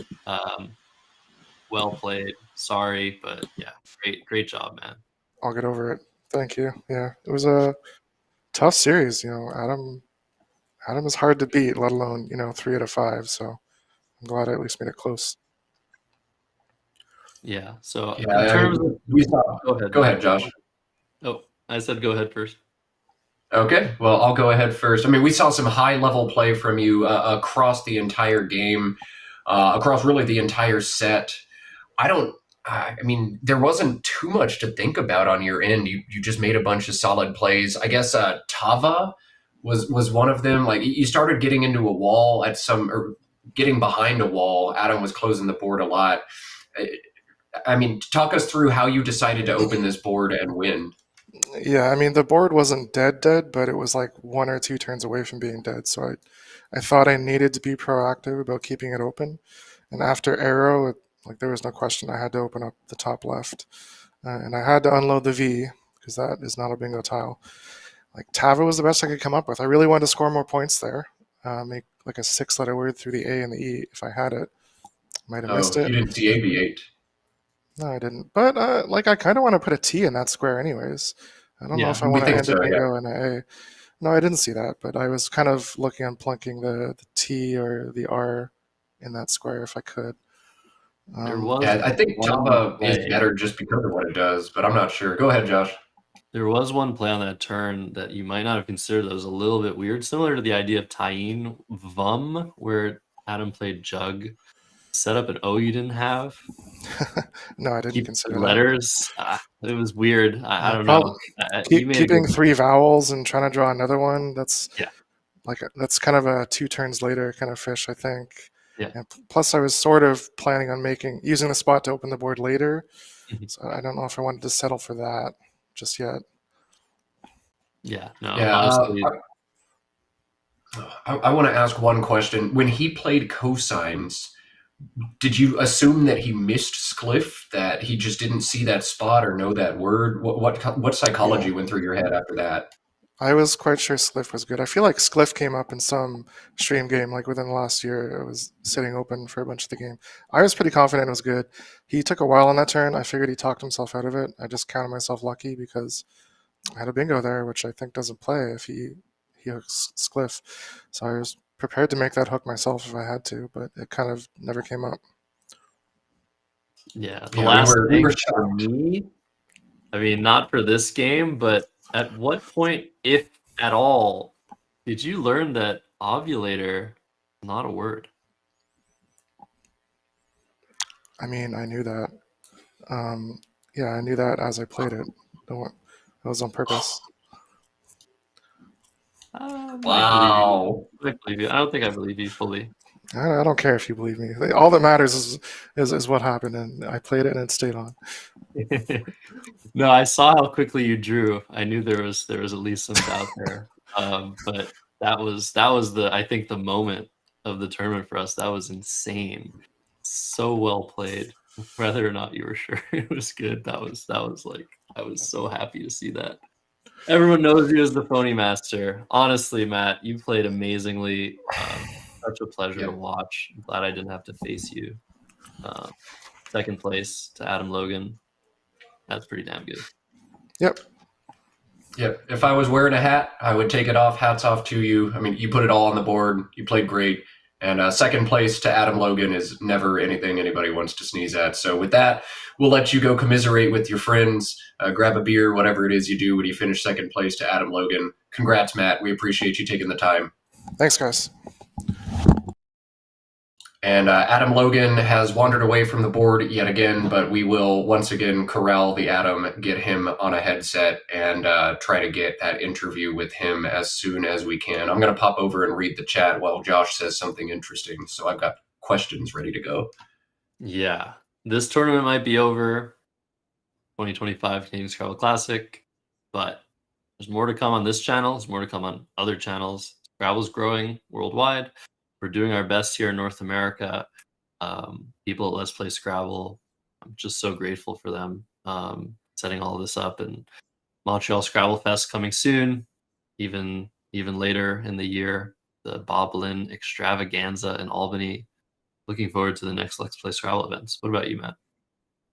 I'm so stoked. If I'm not going to be in Montreal, I'm at least going to be in the commentary booth or in the chat box. I have no idea what life has, but if you can ever get to a Let's Play Scrabble event, you should. And if you can't, you should keep up with the commentary, the coverage, because God, they just do such a good job. I appreciate once again everybody in the audience who has stuck around with us through all of this. We wouldn't stream Scrabble unless people watched it. So thank you for being here, for watching, for learning, and for dealing with my bad jokes and my wardrobe changes. Thank you. Hey, we appreciate you, Matt. It's been a pleasure commentating with you, honestly. It's been too long. I think I play a little bit too much Scrabble. Nice sunglasses. So yeah, no, it's been great. Honestly, I've been here since Thursday. You came in on Saturday. Just really gave me so much energy. But yeah, I don't know. There's just so much to say and so little to say. You know what I mean? Scrabble is just the best thing ever, in my opinion. And I've been doing whatever I can to promote it wherever I can. And really, really fortunate that I was able to commentate this event. I commentated it for the first time in 2022. This was the first version of the Canadian Scrabble Classic. That's when it was back in Kingston. So I wonder, I mean, Belleville is definitely not the biggest city in Canada, not where you'd expect the Canadian Scrabble Classic to remain, but been there for at least 2 years, right? I mean, the mayor of Belleville came out and talked to the players last year. I don't know if the same thing happened this year, but the city very eager to get players out there. And Josh Greenway has roots in Belleville, so he's, I'm sure, getting a great deal on the venue, meaning he can pay out more in prizes and prestige and put more into the stream. We'll see. But Canadian Scrabble Classic, unlikely to go anywhere anytime soon. As long as Let's Play Scrabble is putting it on, there's going to be more of that on stream in future years. We're stoked for it. And man, Canada, the best state in America, as far as Scrabble goes, probably. Just kidding. Josh, I made that can you mistake get this once. guy out of here? Oh my goodness gracious. I made the gaff once. I got to lean into it at this point, right? There's so many strong Canadian players, just so many. We talked about the strength of Montreal as a city. Toronto has a fantastic club presence, a huge club, and some strong players there. Ottawa, as we saw this weekend, very strong as well. Vancouver, great as well. Tons of high level Canadian Scrabble players. And as we talked about, Ryan Chapita of Ottawa winning the NWL side. God, he's won 2 tournaments and finished second at another one in the last 5 months. This dude's going to be 2,000 in 18 months or less. Yeah. Some great up and coming players. I'm glad we got to feature them on stream. It's really important to me, and I think to a lot of other players in the scene and a lot of other members of the community, to show Scrabble at different levels. What you guys saw, I mean, we have the privilege of watching the best of the best in North America make amazing plays every turn. So much thought goes into the decision making. So yeah, getting to see, people that are up and coming, or maybe, people that are more veterans of the game from time to time. I think Let's Play Scrabble is doing a great job at trying to show those players on stream, so people know that it's not just ridiculous geniuses like Adam Logan and Matthew Tunnicliffe all the time. Scrabble is for everyone. There's a humongous diversity and variety of skill levels and of people in the community, and it's a privilege. It's really a privilege to be among you guys. So yeah, it's a lot of lovey-dovey. We're still waiting for Adam. He did say he would take an interview, so we are stalling a little bit. I'm sure you guys have noticed, but there's so much to say. What's next for you, Matt, in Scrabble? Well, first, I want to give everybody a little bit of homework, some 2025 homework. I'm going to give you 2 tasks to participate in. The first task is I challenge every single person out there to bring someone to a Scrabble club or a Scrabble tournament or an online Scrabble club at some point this calendar year. There are a lot of nerdy people out there looking for nerdy pursuits. Find your Dungeons and Dragons friends, or your League of Legends friends, or your chess friends, or your bookworm friends, or your library friends, and try to get them out. Scrabble's not for everybody, but everybody who tries it out is another person who may stick around. So there's part 1 of your homework assignment. Let's all try to bring 1 new person to Scrabble. And part 2 is keep doing what you're doing. Keep watching streams. Keep giving us the thumbs up. Keep chiming in, giving us insight in the chat. We appreciate that. The community in Scrabble is what makes Scrabble so freaking cool. And even though the game is maddening sometimes, the people can be maddening sometimes, but for the most part are really awesome. Most of my lifelong friends have been made through Scrabble. So keep on doing what you're doing, and let's grow this game 1 person at a time. I think we got Adam now, so let's cut over to our Canadian Scrabble Classic champion, Adam Logan. Adam, Matt Canik here in the booth with Josh Sokol. Thanks for taking the time to interview with us, and I'm going to turn things over to Josh and let him ask a couple questions of you. Okay. Yeah, how's it going? How do you feel? Well done, of course. All of those things. What's next for you? I thought you were coming here to Montreal. Is that true? Well, I'm still hoping so. I mean, my professional plans have been, it's been a little bit more complicated from the professional point of view than I was expecting, but I'm still hoping to do so. Cool. Okay. That's Maybe just for sometime this me. year. That's not We'll for see. anyone else. In terms of the games, how did you feel about your games with Matthew overall? Do you think you were struggling a little bit, or that you were playing pretty well, and sometimes he got the best of you? I don't know. I mean, I certainly feel like I could have played better. I mean, as Matthew pointed out to me afterward, just Cliff takes an S in front, for example, which I don't think I actually knew. And also he pointed out that, as clever as I was, I thought to play cosines in a way that didn't open anything next to a triple letter score or anything like that. It actually takes an S, so it's not quite as defensive as I thought.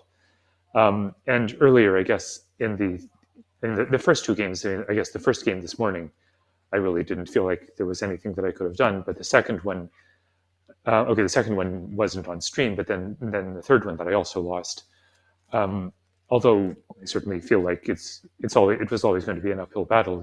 Nevertheless, I think that I made some questionable decisions in that one as well. So I obviously I will have to. When you're actually playing the game, you're not aware of things that you just straight up missed in general. But sometimes the questionable decisions, you think about them a little bit more over the next 2 turns, and you realize that you should have done so when it was actually those tiles on your rack. And I certainly feel like I did not make all of the right decisions in these last 2 games. Yes, indeed. Go ahead, Matt.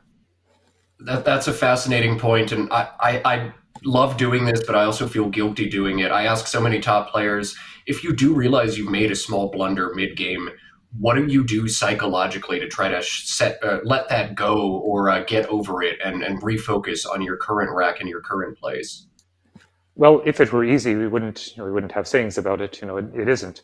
But like everything else, I think that it is a skill that you can develop with experience and with thinking about it when you're not playing the game. This is how I should think when I realize that I've made a mistake in the game. And just as with as with everything else in this game and in most of life, really, we have to practice doing things right when it doesn't count, so that we can actually do them right when it does. And that applies not only to actually putting the correct words on the board, but also to maintaining the right frame of mind. Wow. Yeah, Very fantastic well answer to that question. Go ahead, Josh. Yeah. Okay. So about this last game, congrats again. I mean, awesomely done. There was Fraud versus Foward. We like your decision to maintain the S hooks. The next turn with Bits, you took a really long time. Was there something else you were considering other than Bits and Sibs? And did you notice the danger with the play of Bits? Yeah. Okay. So my 2 choices were Bits and Sibs, and I was debating which one maybe was more likely to let me actually put the X in the place where I did on the next turn, and I didn't actually notice Bitsy as soon as I pressed the clock because, as often happens, and this is another thing that I need to practice. I was too focused on sort of a narrow consideration of the merits of the plays, and I failed to notice this possibly important thing. Although, having said that, at this stage of the game, I really don't think it's that big a deal. The score is essentially even, so there's no strategic issue. And with only 2 Ys, Matthew is only slightly more likely to be the one to get in there than I am. Mm-hmm. So I really don't think it's that big a deal. It wasn't. Yeah, it was, but it was a very fascinating choice. So I was wondering, since you took, I think, maybe 4 minutes on the turn, if there was maybe some other considerations, but I think Bits did win a simulation slightly ahead of Sibs. And one thing that I was thinking was that since after Matthew's next play, the board was likely to be quite close, and it was quite possible that I would want to play the S for a relatively small score, and then I still have an S for the future. Mm-hmm. So that might possibly show up in a 6-ply simulation. I don't know. Yeah, definitely. But that is something that I was thinking about. Keeping the S for later in the game for sure. On the Eklogs play, you had 2 other bingos playable, both of them 9-letter words. Thinking about it now, can you see them through the 2 ends on the board? Through the 2 ends. Oh, geez. Genie log on the spot there. One of them is non-legume. Non-legume. Okay, well, I don't think I'd play that, since that puts the No, neither of them were better. Eklogs was the right play, but it was just crazy. You had non-league, non-legume there, so I just want to let you know. Yeah, non-league, I would at least know. Non-legume, I wouldn't be sure of. Yeah. Anyways, that's it for me, Matt. You have any other questions? Just one turn I want to ask you about. It was the play of Aero, A-E-R-O in the top corner. You had Aweto, A-W-E-T-O, which feels very natural, except it opens the board. And as it turned out, Matthew would have bingoed back with Vitimer underneath Aweto. Can you talk us through your thinking on Aero versus Aweto? Yeah, well, basically, as you say, partly it's that I didn't want to make such a bingo line. I also considered plays like White, which are maybe in between. But yeah, the other part of my thinking was that I was worried that if I kept a leave like AEOR or EIR, then I might draw maybe 3 vowels into low point consonant or something like that, and then I would have nothing to play on, nothing much to play with on the next turn. Whereas I figured that keeping the W, I was a lot safer against having a nothing turn, and that seemed rather important when when you're that far ahead, it's less important to go for a bingo by keeping a lead like IER, and more important to protect against the disaster scenarios, I think.